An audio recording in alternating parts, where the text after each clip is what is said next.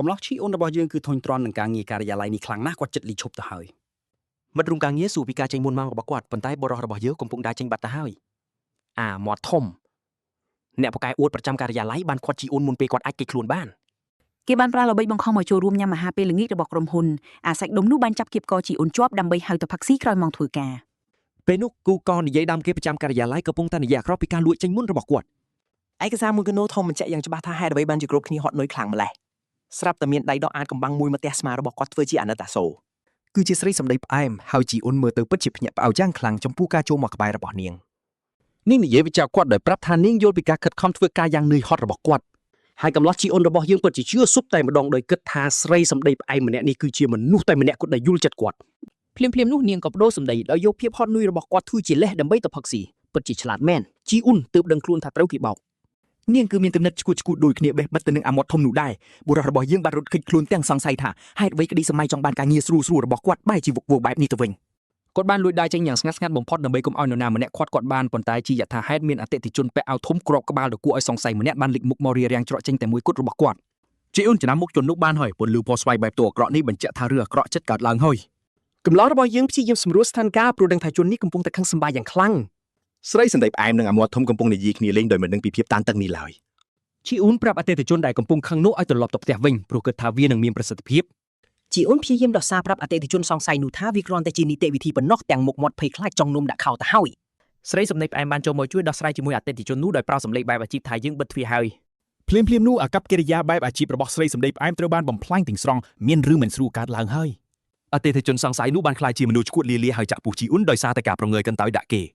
ទីបំផុតអ្នកការិយាល័យបានដឹងពីអ្វីដែលកើតឡើងហើយទីនោះទាំងមូលក្លាយជាភាពចលាចលអតិថិជនចម្លែកនោះនៅតែនិយាយតែឯងទាំងកាន់កបិតប្រឡាក់ឈាមដោយទម្លាក់កំហុសគ្រប់យ៉ាងលើគ្រប់គ្នាកំឡោះរបស់យើងកំពុងតែចិត្តស្លាប់ទៅហើយខណៈដែលអាឈួតនេះកំពុងបង្រៀនគាត់ពីរបៀបរស់នៅទៅវិញជីអូនកំពុងបាត់បង់ស្មារតីដោយឆ្ងល់ថាហេតុអ្វីក្តីស្រមៃចង់បានជីវិតស្ងប់ស្ងាត់ត្រូវបញ្ចប់ដោយការឃាតកម្មទៅវិញបំណងប្រាថ្នាចុងក្រោយរបស់គាត់បាននាំយើងទៅកាន់ភូមិបុរាណដ៏សន្តិភាពមួយ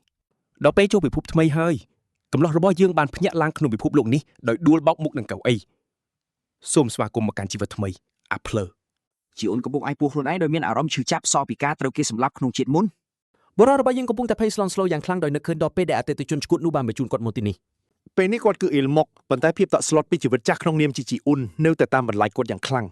ពូរបស់គាត់ឈ្មោះថេយ៉នបានប្រើគាត់ឲ្យទៅដងទឹកភ្លាមតែម្ដងគ្មានពេលសម្រាប់ទេសម្រាប់អ្នកចាប់ជាតិថ្មីយើងបានឃើញរូបភាពត្រឡប់ក្រោយបន្តិចពីអតិថិជនសង្ស័យដែលជ្រើសរើសអំពើហិង្សានិងចាប់ដើមការផ្សងព្រេងនេះឡើងតាមពិតមួយឆ្នាំពេញទៅហើយតាំងពីគាត់ត្រូវគេសម្លាប់ហើយចាប់ជាតិថ្មីជាខួបនៃការត្រូវគេចាក់លយកប់កំឡោះរបស់យើងកំពុងគិតពីឱកាសទី2របស់គាត់ប្រហែលជាសង្ឃឹមថាទីនេះគ្មានការបង្ខំឲ្យញ៉ាំអាហារក្រុមហ៊ុនទៀតចុះពេលនេះគាត់ជាអ្នកដឹកជញ្ជូនក្នុងពិភពយុទ្ធគុណដែលជាការផ្លាស់ប្ដូរដ៏ធំពីបុគ្គលិកការិយាល័យធម្មតាម្នាក់សំណាងល្អគាត់ទទួលបានការចងចាំដើមរបស់អ៊ីលមុកដូច្នេះគាត់មិនបាច់ចាប់ផ្ដើមពីចំណុច0ដូចក្មេងថ្មីឡើយហើយការងារថ្មីរបស់គាត់គឺគ្រាន់តែធ្វើការតូចតាចក្នុងផ្ទះសំណាក់ប៉ុណ្ណោះបុរសរបស់យើងពិតជាទទួលបានជីវិតដ៏ស្ងប់ស្ងាត់ដែលគាត់បងប្រាថ្នាមែនអ៊ីលមុកកំពុងរស់នៅយ៉ាងសប្បាយចិត្តដោយទីបំផុតទទួលបានតុល្យភាពជីវិតនិងការងារដូចបំណងគាត់ពិតជាគិតថាខ្លួនឯងអាចរស់នៅសុខស្រួលរហូតហើយកំសត់ណាអូនហើយភ្លាមនោះអនាគតដ៏ស្ងប់ស្ងាត់របស់គាត់ក៏ត្រូវឆេះខ្ទេចក្នុងផ្សែងភ្លើងយ៉ាងសន្ធោសន្ធៅតែម្ដងតែចាស់ម្នាក់កណ្ដាលកំពុងឈរមើលកំទេចកំទីដែលកំពុងឆេះហាក់ដូចជាកំពុងសម្លឹងមើលសិល្បៈទំនើបអញ្ចឹងលោកតាម្នាក់នេះមើលទៅដូចជាទើបតែវាយឈ្នះមេធំហើយកំពុងរងចាំរឿងរបស់របរអញ្ចឹងអ៊ីលមុកកំពុងរត់សម្ដែងទៅរកភាពចលាជននោះព្រោះជីវិតថ្មីរបស់គាត់មិនអាចមានថ្ងៃស្ងប់ស្ងាត់សំបីមួយថ្ងៃកំឡោះរបស់យើងបានប្រឈមមុខជាមួយបរិសុទ្ធចំណាស់នោះដោយមានត្រឹមតែធុងទឹកពីរក្នុងដៃប៉ុណ្ណោះហើយកន្លែងដែលកំពុងឆេះនោះគឺជាផ្ទះសំណាក់របស់គាត់តែម្ដងព្រមលេខផ្សព្វផែនការចូលនិវត្តន៍របស់គាត់ណាអ៊ីលមុកសម្រេចចិត្តឈប់ធ្វើជាតួរងទៀតហើយចាប់ផ្ដើមធ្វើរឿងក្លាហានម្ដងក្នុងជីវិតគាត់កំពុងស្រែកហៅពូថេយ៉នដែលប្រហែលជាជាប់គាំងក្រមកំណោបាក់បែកទាំងនោះបាត់ទៅហើយបរិសុទ្ធចំណេះក្បាប់ដាវយ៉ាងណែនហាក់ដូចជាគាត់ចិត្តនឹងផ្ដល់ការវាតម្លៃផ្កាយមួយដ៏ខុសខើបំផុតក្នុងលោកតែចាស់ឈួតបានសង្កត់អ៊ីលមុកជាប់បញ្ជាក់ថាមណ្ឌលចាស់ចរាក្នុងពិភពនេះគឺមិនធម្មតាឡើយកំឡោះរបស់យើងនៅតែព្យាយាមធ្វើជាតួឯកដោយមិនដឹងខ្លួនសោះថាកំពុងតែនិយាយជាមួយមេធំប្រចាំតំបន់នេះរូបភាពអតីតកាលផុសឡើងហើយអ៊ីលមុកដឹងថាតាចាស់ចង្រៃនេះជាអ្នកសម្លាប់ពូថេយ៉នមូលហេតុដែលគាត់ខ្លាចជាតួអាក្រក់គឺព្រោះតែមីមិនឆ្ងាញ់បរិសុទ្ធម្នាក់នេះជ្រើសរើសយកអំពើហិង្សាជាងការថែមពីចេញអ៊ីលមុកពិតជាស្រឡាំងកាំងណាស់ដែលអាឈួតនេះដុតបំផ្លាញជីវិតគាត់ត្រឹមតែរឿងស៊ុបមួយចាន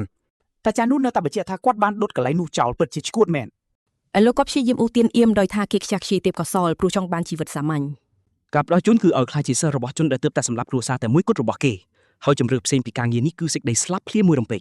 គេមិនអាចឈ្នះទេការភ័យខ្លាចកើតឡើងធ្វើឲ្យគេនឹកឃើញពេលត្រូវគេសម្លាប់ក្នុងជីវិតមុនបៀមិនដឹងថាគេទៅតែបដូរមនុស្សឈួតស្អប់ច្បាប់ទៅជាមនុស្សឈួតស្អប់សុបអន់មួយទៀតតែឈួតនៅតែយកដៅភ្ជុំដោយមិនខ្វល់ពីរឿងកំសត់របស់គេទេ ហើយបរិយើងក៏ផ្ទុះកំហឹងដាក់ជនដែលបំផ្លាញផែនការចូលនិវត្តន៍របស់គេស្រែកស្ដីឲ្យតាឈួតនោះធ្វើដូចធ្លាប់ឮពាក្យទាំងនេះពីមុនអញ្ចឹងស្រាប់តែបរិពាក់បំណះភ្នែកម្នាក់លេចមុខមកអ៊ីលមកកំពុងខឹងពេកមិនបានមើលទេកំហឹងគេមិនមែនព្រោះតែការសងសឹកឬយុទ្ធធម៌ឡើយវាគឺរឿងតុល្យភាពការងារជីវិតបរិបំណះភ្នែកវាយកោគេមិនដៃសន្លប់តែម្ដងចាំបាត់សម្ដីវីរបរោះបំណោះភ្នែកឈរមើលគេដូចអ្នកគ្រប់គ្រងថ្មីកាន់កាប់កម្រងដែលបរាជ័យ ទោះសន្លប់ក៏អ៊ីមានមោទនភាពដែលហ៊ានបញ្ចេញមតិខុសពីពេលធ្វើបុគ្គលិកថ្នាក់ទាបដែរប រោះបំណាប់ភ្នែកសួរថាត្រូវធ្វើម៉េចជាមួយរាងកាយនេះពេលអ៊ីឡិចកំពុងយល់សប្តិពីការងារធម្មតាតែឈ្គួតកំពុងគិតពីជំរឿរបស់គាត់ប្រហែលជាសង្ស័យថាអ៊ីឡិចសមនឹងធ្វើកដាស្នាមឬអត់ហើយលទ្ធផលគឺការចាប់ជំរិតអបអអ៊ីលមីឆៃអ្នកត្រូវគេបង្ខំឲ្យធ្វើការហើយមានការរំលងពេលបរោះយើងត្រូវគេអស់ទៅកន្លែងធ្វើការថ្មីនោះអ៊ីមភ្ញាក់ពីគេងយ៉ាងត្រដាបត្រដួសដូចជាសត្វឆ្មាធ្លាក់ពីលើធ្នើអញ្ចឹងគេនៅតែស្រែកឡោឡាបង្វេងវង្វន់ខ្លាំងពីការត្រូវគេបង្ខំផ្លាស់ប្ដូរកន្លែងនេះបរោះយើងភ្ញាក់ផ្អើលដែលនៅរស់ពេលប្រឈមមុខនឹងជនឈួតដែលគំរាមសម្លាប់គេតែដែរនោះតែឈួតចាប់ផ្ដើមជាមួយការសុំទោសដែលជាសញ្ញាគ្រោះថ្នាក់បំផុតដែលខ្ញុំធ្លាប់ឃើញគាត់បដិសេធថាមិនបានដុតផ្ទះសំណាក់នោះទេធ្វើឲ្យអ៊ីមខួរក្បាលគាំងតែម្ដងតែចាស់ទម្លាក់កំហុសលើសម្ព័ន្ធភាព Marshall ដោយចាប់ផ្ដើមទូនាទីជាជនពាលសាងការផន់ច្រឡំតែម្ដងតែឈួតបង្កើតទ្រឹស្ដីថាខ្លួនត្រូវគេទម្លាក់កំហុសហើយអ៊ីលមូកំពុងឆ្ងល់ថាតើគាត់បាត់បង់សតិឬអត់អ៊ីមនឹកឃើញមនុស្សគួរឲ្យសង្ស័យនៅផ្ទះសំណាក់ហើយចាប់ផ្ដើមគិតថាតាឈួតនេះប្រហែលនិយាយត្រូវដែរតែចាស់នោះលែថាវាគ្រាន់តែជាការសាក់លបងសម្រាប់ការប៉ុនប៉ងសម្រាប់គេកាលពី5នាទីមុនប៉ុណ្ណោះបរោះយើងឆ្ងល់នឹងគំនិតរបស់ជនឈួតនេះណាស់តាឈួតថាគាត់ស្ងើចសរសើរដែលអ៊ីមសុខចិត្តស្លាប់ជាជាងទទួលការងារនេះពិតជាមេកំពូលមែនតែចាស់មានមោទនភាពនឹងការសម្រេចចិត្តរបស់គាត់ឯអ៊ីមចាត់ទុកគាត់ថាឈួតចន់ធ្ងន់តែម្ដងបន្ទាប់មកតាឈួតក៏បដិសេធការសរសើរនោះភ្លាមមួយរំពេចដោយនិយាយថាអ៊ីឡាគ្មានជំរឿនផ្សេងក្រៅពីនេះទេតាចាស់រៀបរាប់ពីរបៀបដែលអ៊ីលម៉ាច់តច្រកហើយនឹងត្រូវគេទម្លាក់កំហុសចំពោះការសម្លាប់រង្គាលនេះឥឡូវគេត្រឡប់មកការផ្ដោតជូនដើមវិញចូលរួមជាមួយជនឈួតដែលបំផ្លាញជីវិតគេឬត្រូវសម្លាប់ដោយសម្ព័ន្ធភាព Marshall នោះបរោះយើងតល់ច្រកតែម្ដងអ៊ីលដកដង្ហើមធំហើយដឹងថាគេគ្មានជំរឿក្រៅពីត្រូវលេងតាមលបែងរបស់ជនឈួតនេះទេបរោះយើងបដិសម្លេងទន់ភ្លន់ដោយអ្នកបម្រើតែតិជនដោយសួរឈ្មោះតាឈួតដោយកំពុងសម្ភារការងារអញ្ចឹងតាឈួតណែនាំខ្លួនថាគាត់ឈ្មោះហុករៀនអ៊ីលវីដែលស្ដាប់ទៅដូចជាឈ្មោះមេកំពូចុងក្រោយអញ្ចឹងអ៊ីមិនស្គាល់ឈ្មោះនេះទេប៉ុន្តែតាចាស់ថាងាររបស់គាត់ល្បីជាងនេះទៅទៀតដល់វគ្គជនពានិយាយម្នាក់ឯងហើយងាររបស់គាត់គឺបិសាចសួរបរោះយើងទើបត្រូវបានចាប់ចម្រិតដោយស្ដេចបិសាចក្បាច់គុណតែម្ដងយើងទទួលបានការបញ្យល់ខ្លីមួយថាបិសាចសួរគឺជាមេកំពូលចុងក្រោយនៃពិភពលោកនេះគាត់ក៏ជាមេដឹកនាំលទ្ធិបិសាចដែលពិតជាអាក្រក់ដូចឈ្មោះវាអញ្ចឹងតាឈួតបញ្ជាក់យ៉ាងធម្មតាថាគាត់ជាមេលទ្ធិដោយកំពុងនិយាយពីអាកាសធាតុអញ្ចឹងគាត់អួតថាលទ្ធិរបស់គាត់មានអំណាចខ្លាំងលុះលុបជាងគេមុខរបស់អ៊ីលបញ្ជាក់គ្រប់យ៉ាងក្តីស្រមៃចង់បានជីវិតស្ងប់ស្ងាត់ត្រូវបំផ្លាញជាលើកទី2ហើយអ៊ីលកំពុងព្យាយាមរកហេតុផលដើម្បីចូលរួមដោយប្រាប់ខ្លួនឯងថាលទ្ធិបុរាណនេះមិនអាចអាក្រក់ដូចសម័យទំនើបទេតាឈួតកំពុងសែកដែលបានបំផ្លាញជីវិតគេខណៈអ៊ីឡាច់នៅតែព្យាយាមរកលេសសម្រាប់ការងារនេះពួកគេមកដល់ទីស្នាក់ការលទ្ធិហើយការងារកម្មសិក្សាដែលអ៊ីលមិនចង់បានចិត្តចាប់ផ្ដើមហើយ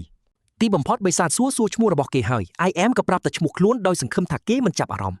តែឈួតហៅឈ្មោះគេហើយអ៊ីមកំពុងប្រុងប្រយ័ត្នពោះរងចាំរឿងដែលជិះមិនរួចហើយភ្លាមនោះខួរក្បាលបរោះយើងក៏គាំងតែម្ដងដោយសារអ្វីដែលគេកំពុងឃើញពេលនេះការស្វាគមន៍គឺជាកងទ័ពលទ្ធិអោនក្បាលគោរពពួកគេចប់បាត់ហើយការងារសាមញ្ញនោះអ្នកលទ្ធិចាប់ដើមស្រែកសរសើរឲ្យអ៊ីមដឹងថាគេបានជួបក្រុមអ្នកគាំទ្រដ៏ងប់ងល់បំផុតហើយបរោះយើងតក់ស្លុតណាស់វាធ្ងន់ធ្ងរជាងញ៉ាំអាហារល្ងាចនៅក្រុមហ៊ុនដែលគេធ្លាប់ជួបទៅទៀតបរោះយើងចាប់ដើមត្អូញត្អែពីភាពស្មុគស្មាញនេះហើយដូចជាគេកំពុងត្រូវបានបង្ខំឲ្យធ្វើការថែមម៉ោងអញ្ចឹងអែមនៅតែព្យាយាមលេបត្របាក់ការពិតថាមេកុយថ្មីរបស់ខ្លួនគឺជាបិសាចពេញទីខណៈដែល Psycho Grandpa កំពុងពេញចិត្តមេបិសាចសួរបានបញ្ជាក់ថាទីស្នាក់ការបករបស់ខ្លួនមិនមែនជាកន្លែងសម្រាប់មនុស្សដោយដែលអ៊ីមកំពុងតែគិតនោះទេ Psycho Grandpa នាំឡើងទស្សនាជុំវិញហើយអ៊ីមកំពុងភ័យបបួសរងចាំតែឃើញបន្ទប់ទរណកម្មប៉ុណ្ណោះគាត់ផ្ដល់ភូមិគ្រឹះដ៏ធំមួយឲ្យអ៊ីម៉ាច់រស់នៅដែលវាជាអត្ថប្រយោជន៍ដ៏អស្ចារ្យមួយសម្រាប់ការត្រូវគេបង្ខំឲ្យធ្វើការមេបិសាចសន្យាតាមដានរឿងឃាតករដែលខ្លួនមិនបានជួសសោះល្បែងបោកប្រាស់ខួរក្បាលនៅតែបន្តគាត់ប្រាល្បិចធ្វើជាអាណិតពូរបស់ IM ដែលបានស្លាប់ទោះជាតាចាស់នេះជាអ្នកសម្លាប់ក៏ដោយអ៊ីមកំពុងឆេះដុំតែតាចាស់យកការសងសឹកមកធ្វើជានុយលូមលោមហើយតួឯងយើងក៏ហ៊ាននឹងធ្លាក់ចូលអន្ទាក់ដែរស្រាប់តែបែបនេះឯងអ៊ីមលុតជង្គង់ហៅបរោះដែលបំផ្លាញជីវិតខ្លួនថាលោកម្ចាស់អាណិតណាស់គ្មានសេចក្តីក្លាហានសោះសូម្បីតា Psycho Grandpa ក៏ហួចចិត្តដែរដែលគេទទួលយកការងារដ៏នរកនេះលឿនម្លេះអ៊ីមគ្រាន់តែលេងតាមសាច់រឿងដោយគិតថាខ្លួននឹងអាចឆ្លងកាត់វាដូចជាការងារការិយាល័យកំពេចកំពុកមួយចោះជីវិតកម្មករបន្តដំណើរ Psycho Grandpa ពេញចិត្តណាស់ពេលឃើញអ៊ីមលុតជង្គង់ដោយធ្វើហាក់ដូចជាគាត់មានជំរឿអញ្ចឹងតាចាស់បង្វែររឿងចាប់ចម្រិតថាជាការមើលថែកូនចៅខ្លួនឯងទៅវិញការលៀងខួរក្បាលនេះគឺកម្រិតកំពូលមែនគាត់ចាត់តាំងអ្នកបម្រើផ្ទាល់ខ្លួនឲ្យអ៊ីម៉ាអ៊ីម៉ាបានដូចចរិតទៅជាកូនចៅលេមភ្លាមហើយថែមទាំងអរគុណបុរសដែលបានបំផ្លាញជីវិតខ្លួនឯងដល់រឹសគោទៀតផងកម្លៃយ៉ាងស្រាប់តែត្រូវតាក់ទាញចំណាប់អារម្មណ៍យ៉ាងខ្លាំងពេលបានឃើញមិត្តរួមការងារថ្មីបង្ហាញខ្លួនគាត់បានឃើញថាអ្នកបម្រើថ្មីរបស់គាត់គឺជាមនុស្សស្រីហើយក៏ភាំងស្មារតីយ៉ាងខ្លាំងពេលដឹងថាផ្នែកធនធានមនុស្សរបស់លទ្ធិមួយនេះពិតជាធ្វើការងារបានលឿនកប់សេរីខ្លាំងមែនទែនប្រសង្ហាយើងទុនជង្គង់ភ្លាមពេលដឹងថាអ្នកមើលថែថ្មីរបស់គាត់ជាស្រីស្អាតកម្រិតទេពធីតាអ៊ីមត្រូវដាស់ស្មារតីខ្លួនឯងឲ្យភ្ញាក់មកកាន់ការពិតដោយរំលឹកថាខ្លួនឯងគ្រាន់តែជាតាចាស់កំរើលម្នាក់ក្នុងរាងកាយក្មេងកំឡោះប៉ុណ្ណោះកុំធ្វើចរិតព្រាននារីពេកវើយអាសម្លាញ់ អ្នកបំរើដ៏ស្រស់ស្អាតណែនាំខ្លួនឯងដោយមិនបានដឹងសោះពីការស្រមាស្រមៃលងស្នេហ៍នៅក្នុងខួរក្បាលរបស់អ៊ីវ នាងណែនាំខ្លួនឯងថាឈ្មោះជីនហៃយ៉ានហើយកំឡោះយើងក៏ចាប់ផ្ដើមគិតគូរឡើងវិញពីផែនការចូលនិវត្តន៍ដ៏ឯការបស់គាត់បាត់ទៅហើយអ៊ីមចាប់ផ្ដើមរកលេខការពារចិត្តលោភលន់របស់ខ្លួនលើជីនហៃយ៉ានភ្លាមៗគោលដៅសំខាន់ៗរបស់ប្រុសយើងត្រូវរលាយអស់រលីងហើយ ជីនហៃយ៉ានកាត់ផ្ដាច់ការសន្មោសម័យរបស់គាត់ដោយទម្លាក់គ្រាប់បែកនៃសាលាវឹកហាត់មីគៀបិសាច់ដាក់គាត់តែម្ដងកំឡោះយើងវង្វេងស្មារតីឆឹងហើយឆ្ងល់ថាតើអាសកម្មភាពកំសាន្តជាកាតព្វកិច្ចដ៏ថ្មីស្រឡាងមួយនេះវាជាស្អីគេឲ្យប្រកាសទៅវៃការប៉ះទៅគាត់កំពុងត្រូវគេបញ្ជូនទៅកាន់សាលាហុកវត្តដ៏អាក្រក់បំផុតរបស់លទ្ធិសម្រាប់ពួកកម្ពុជាមនុស្សឈួតផ្ដាច់មុខតែម្ដង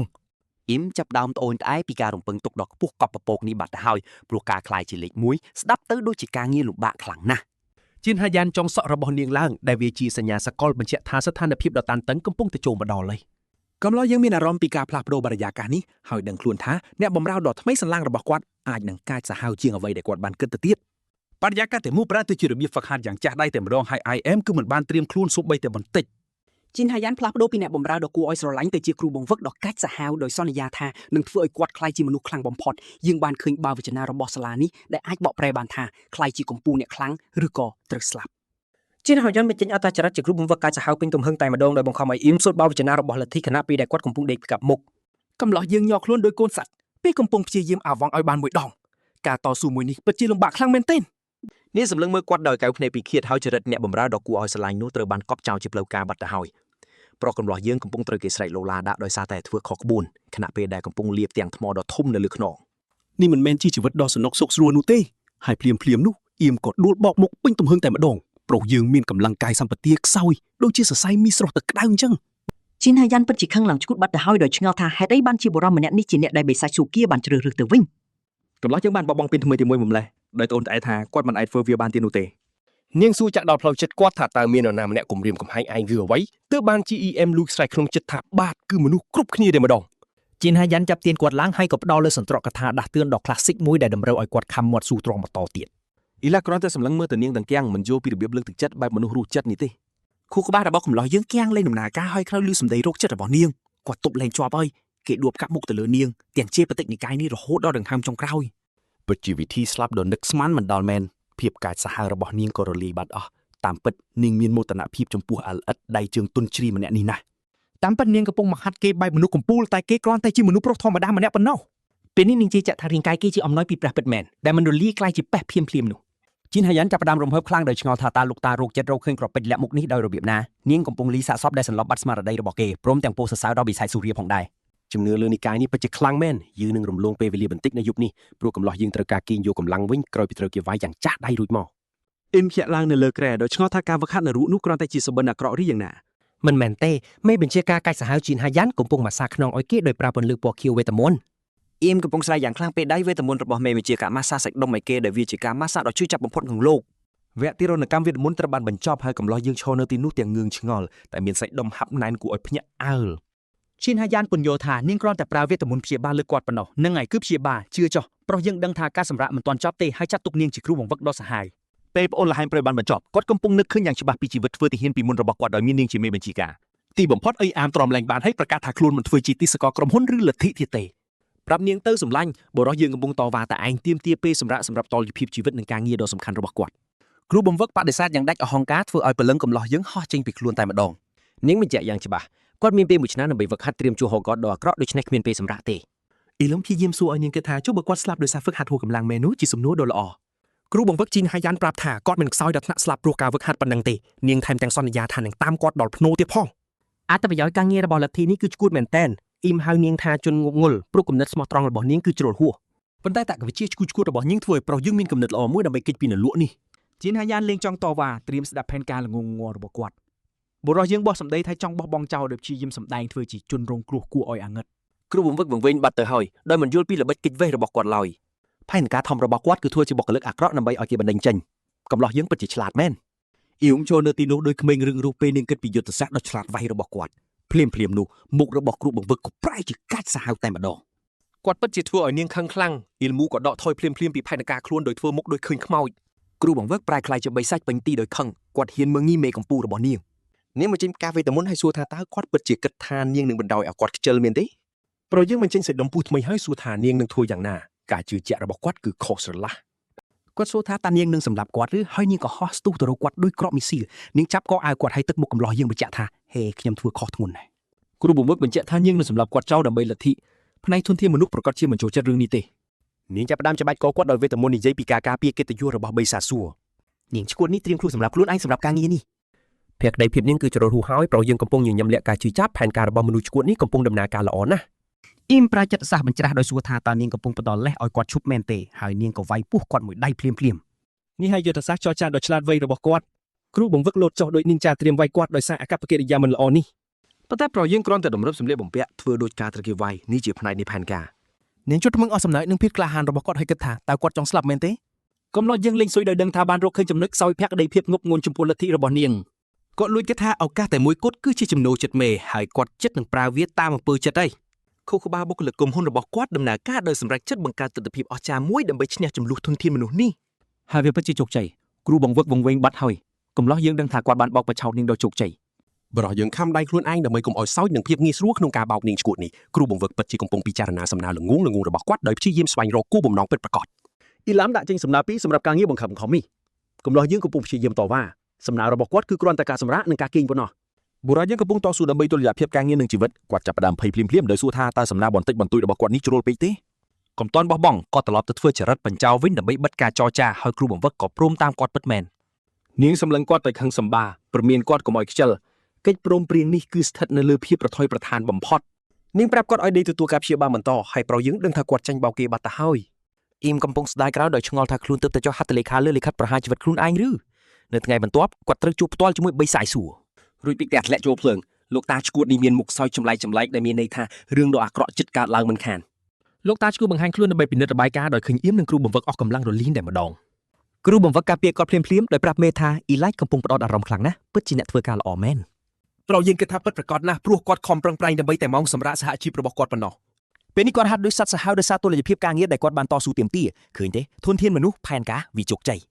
គ្រូបង្វឹកកំពុងជួយគ្រាគាត់ដើរមើលទៅកំឡោះយើងទីបំផុតទទួលបានការគោរពបន្តិចបន្តួចពីនាងឯងលោកតាឈួតសម្រាប់ថាដល់ពេលឡើងកម្រិតគឺមេរៀនវិជ្ជាបិសាចមួយទល់នឹងមួយហើយទឹកមុខអ៊ីលបង្ហាញច្បាស់ថាគេដឹងរឿងនេះនឹងអាក្រក់ជាងគ្រាន់តែលើករបស់ធ្ងន់ទៅទៀតយើងបានស្ដាប់ប្រវត្តិដែលព្យាយាមបដូរមុខមាត់ប៉ាមីឲ្យទៅជាខាងមនុស្សល្អវិញអូខេជឿក៏បា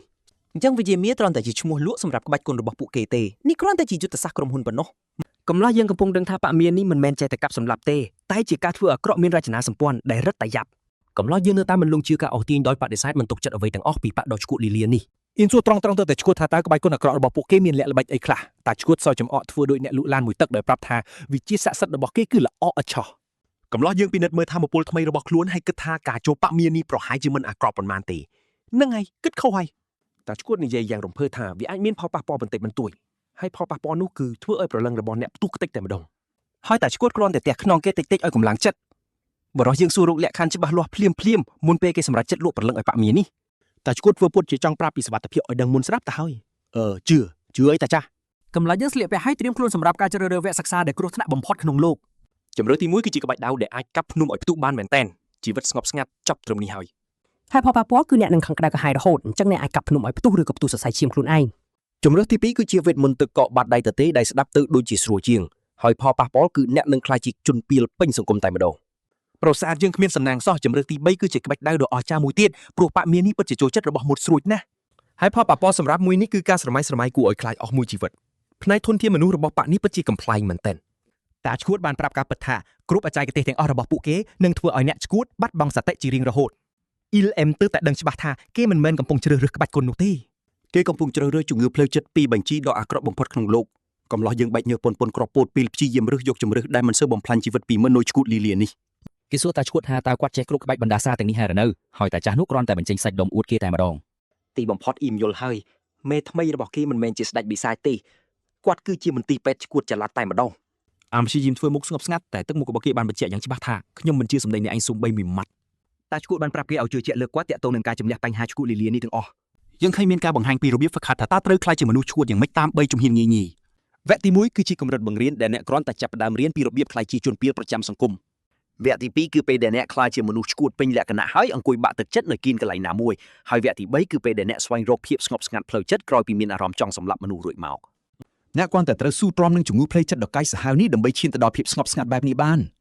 បន្ទាប់មកអ្នកនឹងមានភ្នែកភ្លឺដូចក្នុងគំនូរជីវចលដើម្បីបង្ហាញថាអ្នកបានបញ្ចប់ការសិក្សាពីសាលាឈួតលីលានេះហើយពួកគេហៅវាថាការឈានដល់កម្រិតបិសាចកំពូលដែលនេះជាពាក្យពីរោះសម្រាប់និយាយថាលែងឈួតទៀតហើយកំឡោះយើងលើកដៃឡើងដោយកំពុងប្រជុំដោយសួរអំពីអត្រាទទួលបរាជ័យសម្រាប់កម្មវិធីសិក្សាមួយនេះតាឈួតតែក្នុងគេតិចៗដូចជាមេកុយដ៏ល្អហើយកំឡោះយើងមើលទៅគឺពិតជាមិនស្រួលចិត្តសោះឡើយតែចេះនិយាយថាគាត់រើសយក IM ប្រហែលមកពីគាត់មើលឃើញថាគេនឹងខ្លាចជាមនុស្សឈួតដូចគាត់ដែរគាត់រំលឹកពីការសាកល្បងនោះម្ដងទៀតដោយចាត់ទុកការប៉ុនប៉ងឃាតកម្មថាជាលំហាត់កសាងចរិតលក្ខណៈទៅវិញអ៊ីមក៏សួរនៅសំណួរដ៏សំខាន់បំផុតមួយ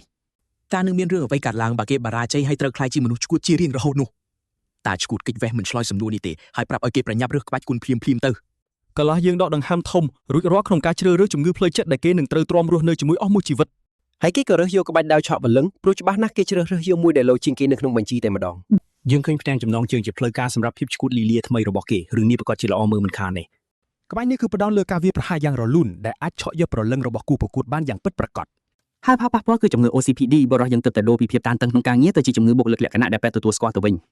អ៊ីលព្យាយាមរកលេសការពារជំរឿសរបស់ខ្លួនដោយគិតថាការវង្វេងវង្វាន់កម្រិតមធ្យមគឺអាចទប់ទល់បានធម្មតាសម្ដីចុងក្រោយដល់ល្បីល្បាញ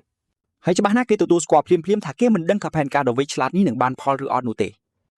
េតែឈួតបានត្រៀមខ្លួនរួចរាល់ដើម្បីចាប់ផ្ដើមមេរៀនដោយប្រាប់អ៊ីលមកឲ្យមើលឲ្យបានច្បាស់ដល់ម៉ោងរៀនក្បាច់ដើមមីហើយកន្លះយើងធ្វើខ្លួនជាកូនសិស្សសំណប់ចិត្តខណៈដែលគ្រូវឹកវឿនសម្លឹងមើលគេយ៉ាងយកចិត្តទុកដាក់តាឈួតណែនាំក្បាច់ទី1គឺការដកដាឆក់ប្រលឹងដែលស្ដាប់ទៅវាពិតជាកាយសាហាវខ្លាំងណាស់សម្រាប់អ្នកចាប់ផ្ដើមដំបូងមេរៀនចាប់ផ្ដើមជាមួយក្បាច់ជើងមូលដ្ឋានព្រោះអ្នកត្រូវរៀនដើរសិនមុនពេលអ្នកអាចក្លាយជាមនុស្សឈួតបានគាត់បង្ហាញក្បាច់នេះជាមួយបែបផែនគំនូរជីវចលយ៉ាងតាក់ទាញដែលធ្វើឲ្យវាមើលទៅលយជាងការពិតឆ្ងាយណាស់តាឈួតបញ្ចប់ក្បាច់នេះជាមួយនឹងរូបរាងដ៏រឹងមាំអស្ចារ្យគាត់ធ្វើឲ្យក្បាច់មួយនេះមើលទៅពិតជាងាយស្រួលមែនទែនតែចាស់សួរថាតើកំឡោះយើងអាចធ្វើតាមបានឬអត់ហើយអេឡាមក៏ប្រញាប់ឆ្លើយយល់ព្រមភ្លាមបរិះយើងមើលស្រាវរឿងទាំងអស់នេះភ្លាមដោយគិតថាវាគ្រាន់តែជាការដកដាវធម្មតាមួយប៉ុណ្ណោះអាឡុងនេះចិត្តស្គាល់ការពិតហើយលោកតាចិត្តសាហាវកំពុងតែស្ដីបន្ទោគេដែលធ្វើខុសតាំងពីជំហានដំបូងនៃក្បាច់ដ៏សាមញ្ញនេះកំឡោះយើងវង្វេងបាត់ទៅហើយដោយដឹងថាក្បាច់ដកដាវនេះគឺស្មុគស្មាញជាងការមើលឃើញឆ្ងាយណាស់បុរសចំណាត់ត្រូវចាប់កែទម្រង់ដៃគេផ្ទាល់តែម្ដងដូចជាកំពុងបរៀនកូនក្មេងឲ្យចេះកាន់ស្លាបព្រាយ៉ាងចឹងលោកតាចិត្តសាហាវកំពុងទេសនាប្រាប់ពីមុំដាវហើយកំឡោះយើងគ្រាន់តែព្យាយាមធ្វើខ្លួនកុំឲ្យមើលទៅល្ងងពេកដោយមានលោកតាជួយចាប់បង្វិលដូចអាយ៉ងទីបំផុតអ៊ីលអាចបញ្ចេញក្បាច់នេះបានដោយមិនមានរបួសកំឡោះយើងគ្រាន់តែត្រូវគេសរសើរមួយម៉ាត់ក៏ធ្វើខ្លួនដោយកូនសិស្សសំណប់ចិត្តភ្លាមអាការៈចង់បះបោរលីបាត់អស់លោកតាចិត្តសាហាវសម្រាប់ចិត្តបង្កើនការលំបាកឲ្យកំឡោះយើងក៏រំភើបខ្លាំងសម្រាប់ការវាយដំលើកក្រោយពេលនេះពួកគេកំពុងរត់បដារំដាបដាយ៉ាងស៊ីចង្វាក់គ្នានេះជាឈុតហ្វឹកហាត់ដ៏ចម្លែកបំផុតបរិះចំណាស់ទប់ការវាយប្រហារគេយ៉ាងងាយដោយរំលឹកអ៊ីលមកថាគេនៅតែជាក្មេងខ្ចីនៅឡើយប្រុសសង្ហាយើងបែកញើប៉ុនក្រពោតដោយដឹងថាមេរៀននេះគ្រាន់តែជាការបញ្ចេញរៀងរបស់លោកតាចិត្តសាហាវប៉ុណ្ណោះកន្លះយើងចាប់ផ្ដើមយល់ពីក្បាច់ដាវដ៏សាហាវនេះហើយមើលទៅគេដូចជាតួឯកក្នុងរឿងអានីមេយ៉ាងចឹងអ៊ីលកំពុងតែអួតខ្លួនឯងដោយគិតថាគេជាទេពកោសលពីកំណើតក្នុងរឿងស្រូបយកប្រលឹងនេះលោកតាចិត្តសាហាវសម្រេចចិត្តបញ្ចប់ការបង្រៀនសាក់លបងហើយរៀបចំបង្ហាញក្បាច់ដាវពិតប្រាកដដល់គេការប្រឡងបញ្ចប់របស់លោកតាគឺព្យាយាមកាប់ប្រហារគេដោយដាវយៈពិតជាគ្រូដ៏ល្អមែនកំឡោះយើងកំពុងឃើញរូបភាពជីវិតខ្លួនឯងផុសឡើងជាបន្តបន្ទាប់ស្របពេលដែលតាចិត្តសាហាវនោះវាយសម្រុកចូលហើយប្រុសសង្ហាយើងគឺជាអាចទប់បានមែនដែលបញ្ជាក់ថាគេមានជំនាញលើពីការរស់រានក្នុងនាមជាបុគ្គលិកក្រុមហ៊ុនទៅទៀតលោកតាចិត្តសាហាវពិតជាស្ងើចសរសើរដោយប្រាប់ឲ្យគេបន្តធ្វើបែបនេះហាក់ដូចជានេះមិនមែនជាការប៉ុនប៉ងជីវិតអញ្ចឹងលោកតានៅតែបន្តកាប់ហើយកំឡោះយើងនៅតែបន្តទប់ឈុតហ្វឹកហាត់នេះគឺកាច់សាហាវខ្លាំងណាស់អ៊ីលដឹងថារាងកាយរបស់គេកំពុងកម្រើកដោយខ្លួនឯងដូចជាគេបានបើកសោជំនាញសាច់ដុំកម្រិតតួឯកអញ្ចឹងកំឡោះយើងទៅបានមួយក្បាច់ទៀតហើយចាប់ផ្ដើមគិតថាខ្លួនឯងជាអច្ឆរិយៈហើយកុំវាយរឹកពេកល្ងងលោកតាចិត្តសាហាវឲ្យបន្ទុកជាប់វគ្គបង្រៀនមូលដ្ឋានដោយចាប់អារម្មណ៍នឹងដំណក់ញើសរាប់លានដែលកំឡោះយើងបានបន្សល់ទុកប្រុសសង្ហាយើងអស់កម្លាំងនៅលីងប៉ុន្តែលោកតាបានសរសើរគេមួយម៉ាត់ដែលកម្រនឹងមានព្រោះគេអាចរស់រានពីការវឹកហាត់នេះអ៊ីលព្រោះទៅជាទម្រង់បុគ្គលិកលេបខូចភ្លាមដោយអរគុណមេកុយដែលបានប៉ុនប៉ងយកជីវិតគេកំឡោះយើងនៅតែរន្ធត់ដែលរាងកាយគេដំណើរការដោយស្វ័យប្រវត្តិហើយទប់ការវិបហាកម្រិតមេធំបានលោកតាចិត្តសាហាវប្រកាសថាដល់ម៉ោងរៀនវេទមន្តហើយអ៊ីលក៏ត្រៀមខ្លួនសម្រាប់នរកថ្មីនេះលោកតាចូលមកគៀកយ៉ាងចម្លែកហើយកំឡោះយើងមើលទៅដូចជាកំពុងត្រៀមខ្លួនទទួលរងការបៀតបៀននៅកន្លែងធ្វើការអញ្ចឹងលោកតាចិត្តសាហាវផ្ដល់ការបញ្ចូលធម្មពលផ្ទាល់ខ្លួនដែលស្ដាប់ទៅដូចជាការសាត់លបងទំនុកចិត្តរបស់និកាយគាត់ចាប់ផ្ដើមបញ្ចូលធម្មពលដ៏សាហាវនោះដោយផ្ទាល់ទៅក្នុងខ្លួនកំឡោះយើងនេះអាចជាការបង្កើនកម្លាំងឬជាបណ្ដាសាបុរសចំណាស់ប្រាប់គេឲ្យតស៊ូឡើងព្រោះការបញ្ចូលវេទមន្តនេះនឹងកាន់តែសាហាវខ្លាំងមិនខានភ្លាមនោះកំឡោះយើងទទួលបានការផ្ទេរម៉ាណាដោយផ្ទាល់ពីមេបិសាចសួរតែម្ដងការផ្ទេរធម្មពលដ៏សាហាវកំពុងដំណើរការពេញទំហឹងហើយកំឡោះយើងកំពុងទទួលកម្លាំងយ៉ាងពេញលេញដូចជាអ្នកស្នងមរតកប្រុសសង្ហាយើងកំពុងស្ថិតក្នុងពិភពវិញ្ញាណដោយរៀបចំផែនទីធម្មពលរាងកាយដូចជានៅក្នុងវគ្គបង្រៀនលេងហ្គេមអញ្ចឹងគេពិតជាកំពុងអរគុណតាសាហាវនោះសម្រាប់ការបង្កើនកម្លាំងនេះដោយភ្លេចឈឹងថានេះគឺជាមនុស្សតែមួយដែលផ្ដាច់សង្ខារពូរបស់គេ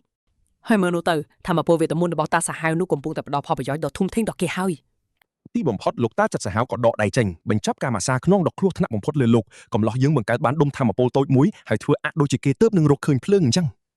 ហបអសាទរជាមួយក្របសណ្ដីវេទមន្តថ្មីណាសម្លាញ់គេត្រឡប់ទៅហៅលោកតាថាគ្រូធំវិញហើយទម្លាប់លេបខួយបែបបុគ្គលិកក្រុមហ៊ុនកាន់តែខ្លាំងជាងមុនទៅទៀត លោកតាចិត្តសាហាវដាក់គំនាបគេជាមួយអ្វីដែលគេខ្លាចបំផុតនោះគឺអាហារពេលល្ងាចជាកាតព្វកិច្ចជាមួយមិត្តរួមការងារថ្មីរបស់គេអ៊ីមកកំពុងរៀបចំផែនការទុកជាមុនដោយត្រៀមខ្លួនដើម្បីភ្ជាប់ទំនាក់ទំនងជាមួយពួកមនុស្សសាហាវក្នុងន័យផ្សេងទៀតកំឡោះយើងយល់ព្រមចូលរួមការកសាងក្រុមគណៈដែលលោកតាចិត្តសាហាវមើលទៅមានមោទនភាពចំពោះបុគ្គលិកថ្មីរបស់គាត់ ភាពភ័យខ្លាចនៅកន្លែងធ្វើការរបស់អ៊ីលលេចឡើងភ្លាមគ្រាន់តែលើពាក្យថាអាហារពេលល្ងាចកាត់តបកិច្ចប្រុសសង្ហាយើងមិនអាចគេចផុតឡើយ គេកំពុងកវាយតម្លៃមិត្តរួមការងារថ្មីថាជាដៃគូប្រកួតប្រជែងទៅហើយចរិតអ្នកធ្វើការក្នុងការិយាល័យពិតជាកែម្លងមែនមេបញ្ជាការផ្ដល់ជំនួយរៀបចំខ្លួនឲ្យគេហើយកំឡោះយើងក៏សប្បាយចិត្តនឹងជំនួយនេះប្រុសសង្ហាយើងនៅតែត្អូញត្អែអំពីជីវិតដ៏សំណុកសុខស្រួលរបស់គេខណៈពេលដែលកំពុងត្រូវបានគេបណ្ដោះបណ្ដាលសម្រាប់ការដណ្ដើមអំណាចដ៏សាហាវគេសួរមេបញ្ជាការអំពីធម្មពលរបស់នាងហើយនាងប្រាប់គេថាវាគ្រាន់តែជាក្បាច់តកកបន្តិចបន្តួចប៉ុណ្ណោះអ៊ីលភ្ជាប់សាច់រឿងអំពីតកកនៅលើខ្លួននាងហើយនាងក៏ឆ្លើយតបថាមែនហើយទីបំផុតគូក្បាលកំឡោះយើងក៏នឹកឃើញដោយចងចាំថាក្បាច់នោះមាននៅក្នុងបញ្ជីក្បាច់ដ៏សាហាវពីមុនគេសម្លឹងមើលមេបញ្ជាការហាក់ដូចជានាងជាគ្រាប់បែកពេលវេលាហើយនាងមិនបានដឹងខ្លួនសោះឡើយគេចងចាំថាផលប៉ះពាល់គឺខ្លាចជាការគំរាមកំហែងដល់សាធារណជនហើយនាងគ្រាន់តែឈរនៅទីនោះដោយមើលទៅគួរឲ្យស្រឡាញ់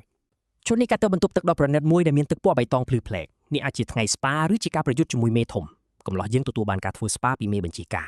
ដោយមិនបានដឹងពីការរំលោភបំពានសិទ្ធិការងារដែលគេរៀបនឹងសម័យខឹងតតែសោះគេកំពុងតែភ័យស្លន់ស្លោពេញទំហឹងតែម្ដងពេលដឹងថានាងកំពុងប្រើបជាភ្លឹងងងឹតខួរក្បាលប្រុសយើងក៏គិតដល់រឿងរ៉ាវសិកស៊ីភ្លាមដោយសម័យថាផលប៉ះពាល់នឹងធ្វើឲ្យនាងខ្លាចជាបិសាចស្រីជញ្ជក់ឈាមដ៏តាក់ទាញគាត់គិតថារឿងរ៉ាវប្រកបជាកាន់តែវឹកវរហើយតែនាងបែរជាឈរកាន់ធុងទឹកធ្វើមុខស្ងើទៅវិញហើយនាងក៏ចាក់ទឹកកំទេចក្តីសម័យដ៏រស់រាយរបស់គាត់ចោលដោយទឹកត្រជាក់មួយធុងពេញតែម្ដងគ្រូបង្ហាត់ស្រីបែរជាប្រាប់ការពិតដ៏គួរឲ្យភ្ញាក់ផ្អើលថាសម្រាប់មនុស្សស្រីគឺវាខុសគ្នាដែលជួយសង្គ្រោះគាត់ពីគំនិតឈួតឈួខ្លួនឯងប្រយើងទៅទឹកជោគពេញខ្លួនហើយសួររកព័ត៌មានលម្អិតប្រហែលជាធូរទ្រូងហើយដែលមិនត្រូវគេរំលោភបំពានការពិតទៅផលប៉ះពាល់សម្រាប់មនុស្សស្រីគឺគ្រាន់តែខ្លាចជាមនុស្សប្រើហេតុផលខ្លាំងពិតជាគួរឲ្យខកចិត្តណាស់សម្រាប់អាឡុងនេះដូច្នេះជំនួសឲ្យការឈួតនាងបែរជាខ្លាចជាមនុស្សឈាមត្រជាក់និងបកាយកណនីទៅវិញនេះហើយជាមូលហេតុដែលនាងកែដោយគ្រូទាហានអ៊ីលម៉ាន់ក៏ផ្ដាំឆ្ងល់ហើយសួរថាហេតុអ្វីបានជាផលប៉ះពាល់របស់នាងស្រាម្ល៉េះបើធៀបនឹងរឿងបំផ្លាញជីវិតអ្នកដទៃនោះគ្រូបង្ហាត់ធ្វើមុខធុញទ្រាន់ដាក់គាត់ហើយត្រៀមខ្លួនបង្រៀនមេរៀនដល់អាល្ងងមួយនេះព្រោះយើងតែដឹងថាពាក្យថាប្រើហេតុផលខ្លាំងគ្រាន់តែជាពាក្យបិទបាំងនៃភាពឈួតលីលាដែលគ្មានក្តីមេត្តាតែប៉ុណ្ណោះនាងហៅវាថាជាឥទ្ធិពលបន្ទាប់បន្សំដែលនេះជាការផ្លាស់ប្ដូរឈ្មោះផលប៉ះពាល់ដ៏ឈួតបំផុតដែលខ្ញុំធ្លាប់ឮអ៊ីលកំពុងស្រែកក្នុងចិត្តថានាងគ្រាន់តែបោកប្រាស់គាត់ដោយប្រើពាក្យពេចន៍ផ្លូវការប៉ុណ្ណោះទីបំផុតប្រុសយើងយល់ហើយពេលនេះច្បាច់ក៏គាត់មុននេះតាមពិតនាងចង់សម្លាប់គាត់មែនទែនព្រោះយើងក៏ប្រាប់ខ្លួនឯងថាត្រូវតែប្រយ័ត្នខ្លួន24ម៉ោងក្នុងក្រុមមនុស្សឈួតនេះហើយអ៊ីលបានរៀបចំខ្លួនរួចរាល់សម្រាប់អាហារពេលល្ងាចដោយមានអ្នកហាត់ការដ៏ឈួតលីលីរបស់គាត់ដើរពីក្រោយប្រុសយើងកំពុងធ្វើមុខមាំត្រៀមខ្លួនបង្កើតទំនាក់ទំនងជាមួយពួកមនុស្សឈួតកម្រិតខ្ពស់ផ្សេងទៀតយើងទទួលបានការបញ្ជាក់ជាផ្លូវការហើយប្រុសយើងគឺជាសិស្សទី8នៅក្នុងបណ្ដាញដ៏ឈួតលីលាមួយនេះហើយអត្រារត់រៀនសម្រាប់ការងារនេះគឺ 50% ដោយសិស្សពាក់កណ្ដាលបានស្លាប់ឬខ្លាចជាឈួតបាត់ទៅហើយជាឱកាសដ៏ល្អមែនអ៊ីមិនដឹងថាការងារថ្មីនេះមានអត្រាស្លាប់ 50% ដែលវាហាក់ដូចជាអាក្រក់ជាងកន្លែងធ្វើការចាស់របស់គាត់ទៅទៀតប្រុសយើងកំពុងដើរចូលទៅក្នុងរូងខ្លាដោយព្យាយាមធ្វើខ្លួនឲ្យរឹងមាំខណៈដែលគ្រូបង្ហាត់កំពុងដើរតាមពីក្រោយគាត់កំពុងលើកទឹកចិត្តខ្លួនឯងដោយបដិញ្ញាថានឹងរស់រានមានជីវិតពីការជួបជុំដល់នរកនេះឲ្យបាន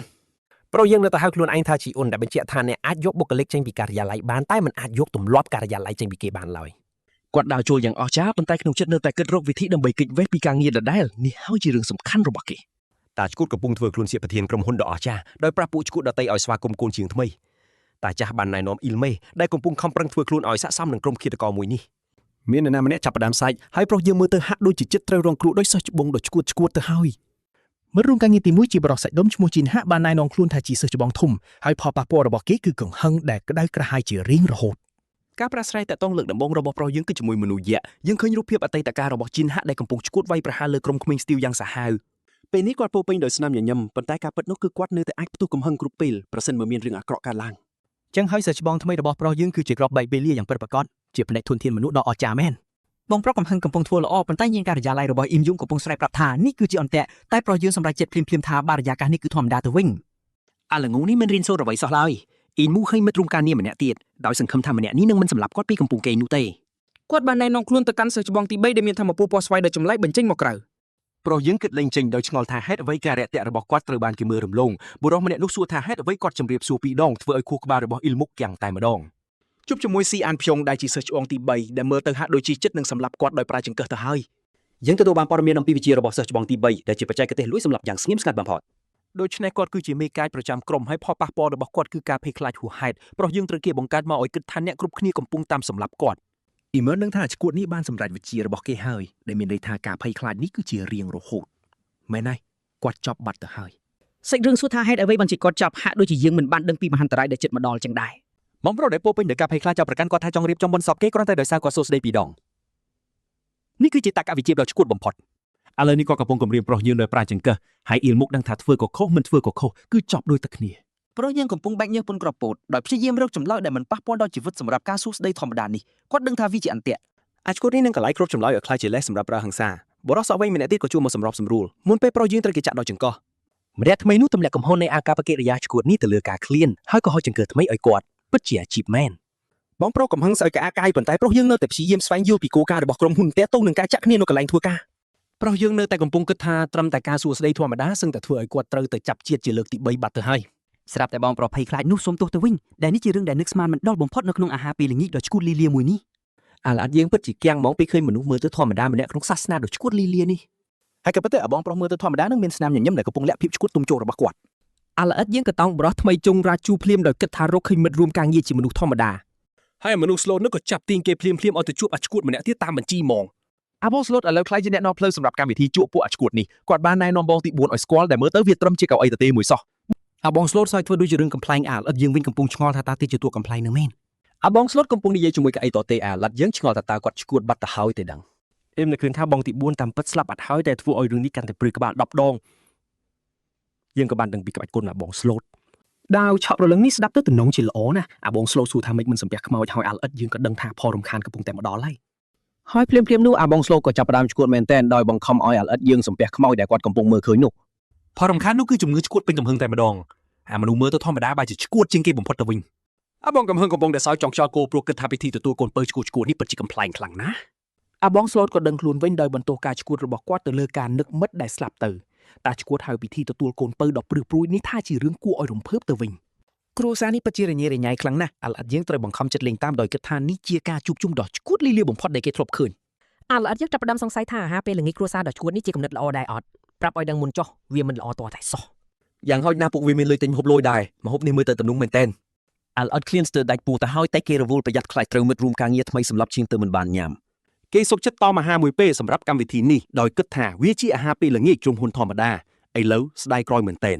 ហើយការប៉ັດទៅពួកគេកំពុងនិយាយពីការងារអាឡអិតយើងមិនអាចគេចផុតពីការងារក្រុមហ៊ុនទេសូម្បីតែនៅក្នុងបាក់ខ្មោចនេះក៏ដោយអាបងកំហឹងដាក់ចកចោលដើម្បីរៀបការងារប្រាប់ចវាយភាពសប្បាយរីករាយត្រូវបានបញ្ចប់ជាផ្លូវការហើយ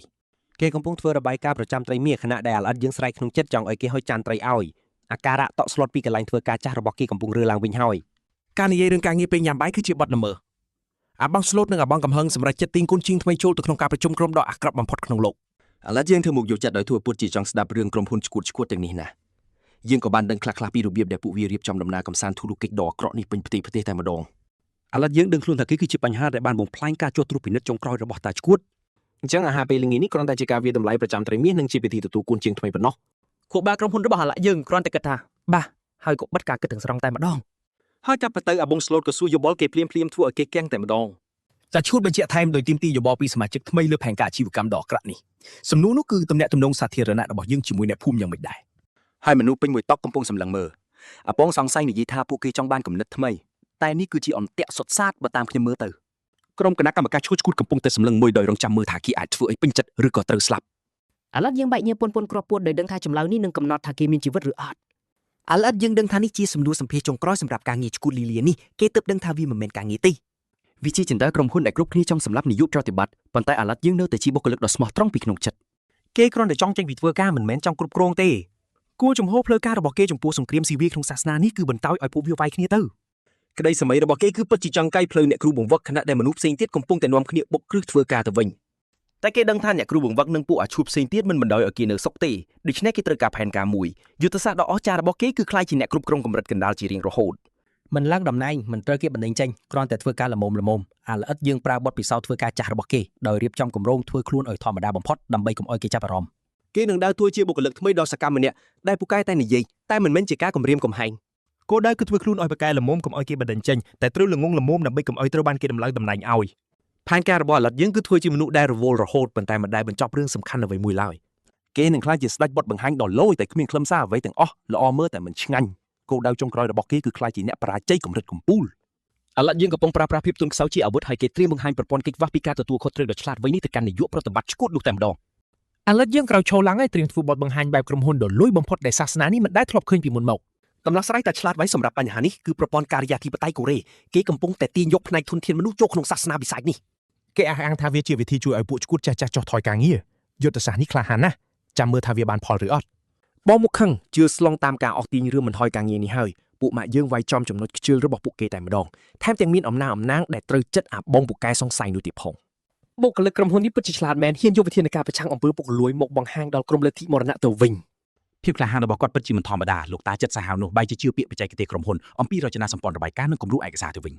ប្រស្អាតយើងលក់ប្រព័ន្ធដ៏ល្អឥតខ្ចោះរបស់គេជាមួយនឹងចំណងចំណូលចិត្តដោយមនុស្សចិត្តបានឡើងឋានៈអញ្ចឹង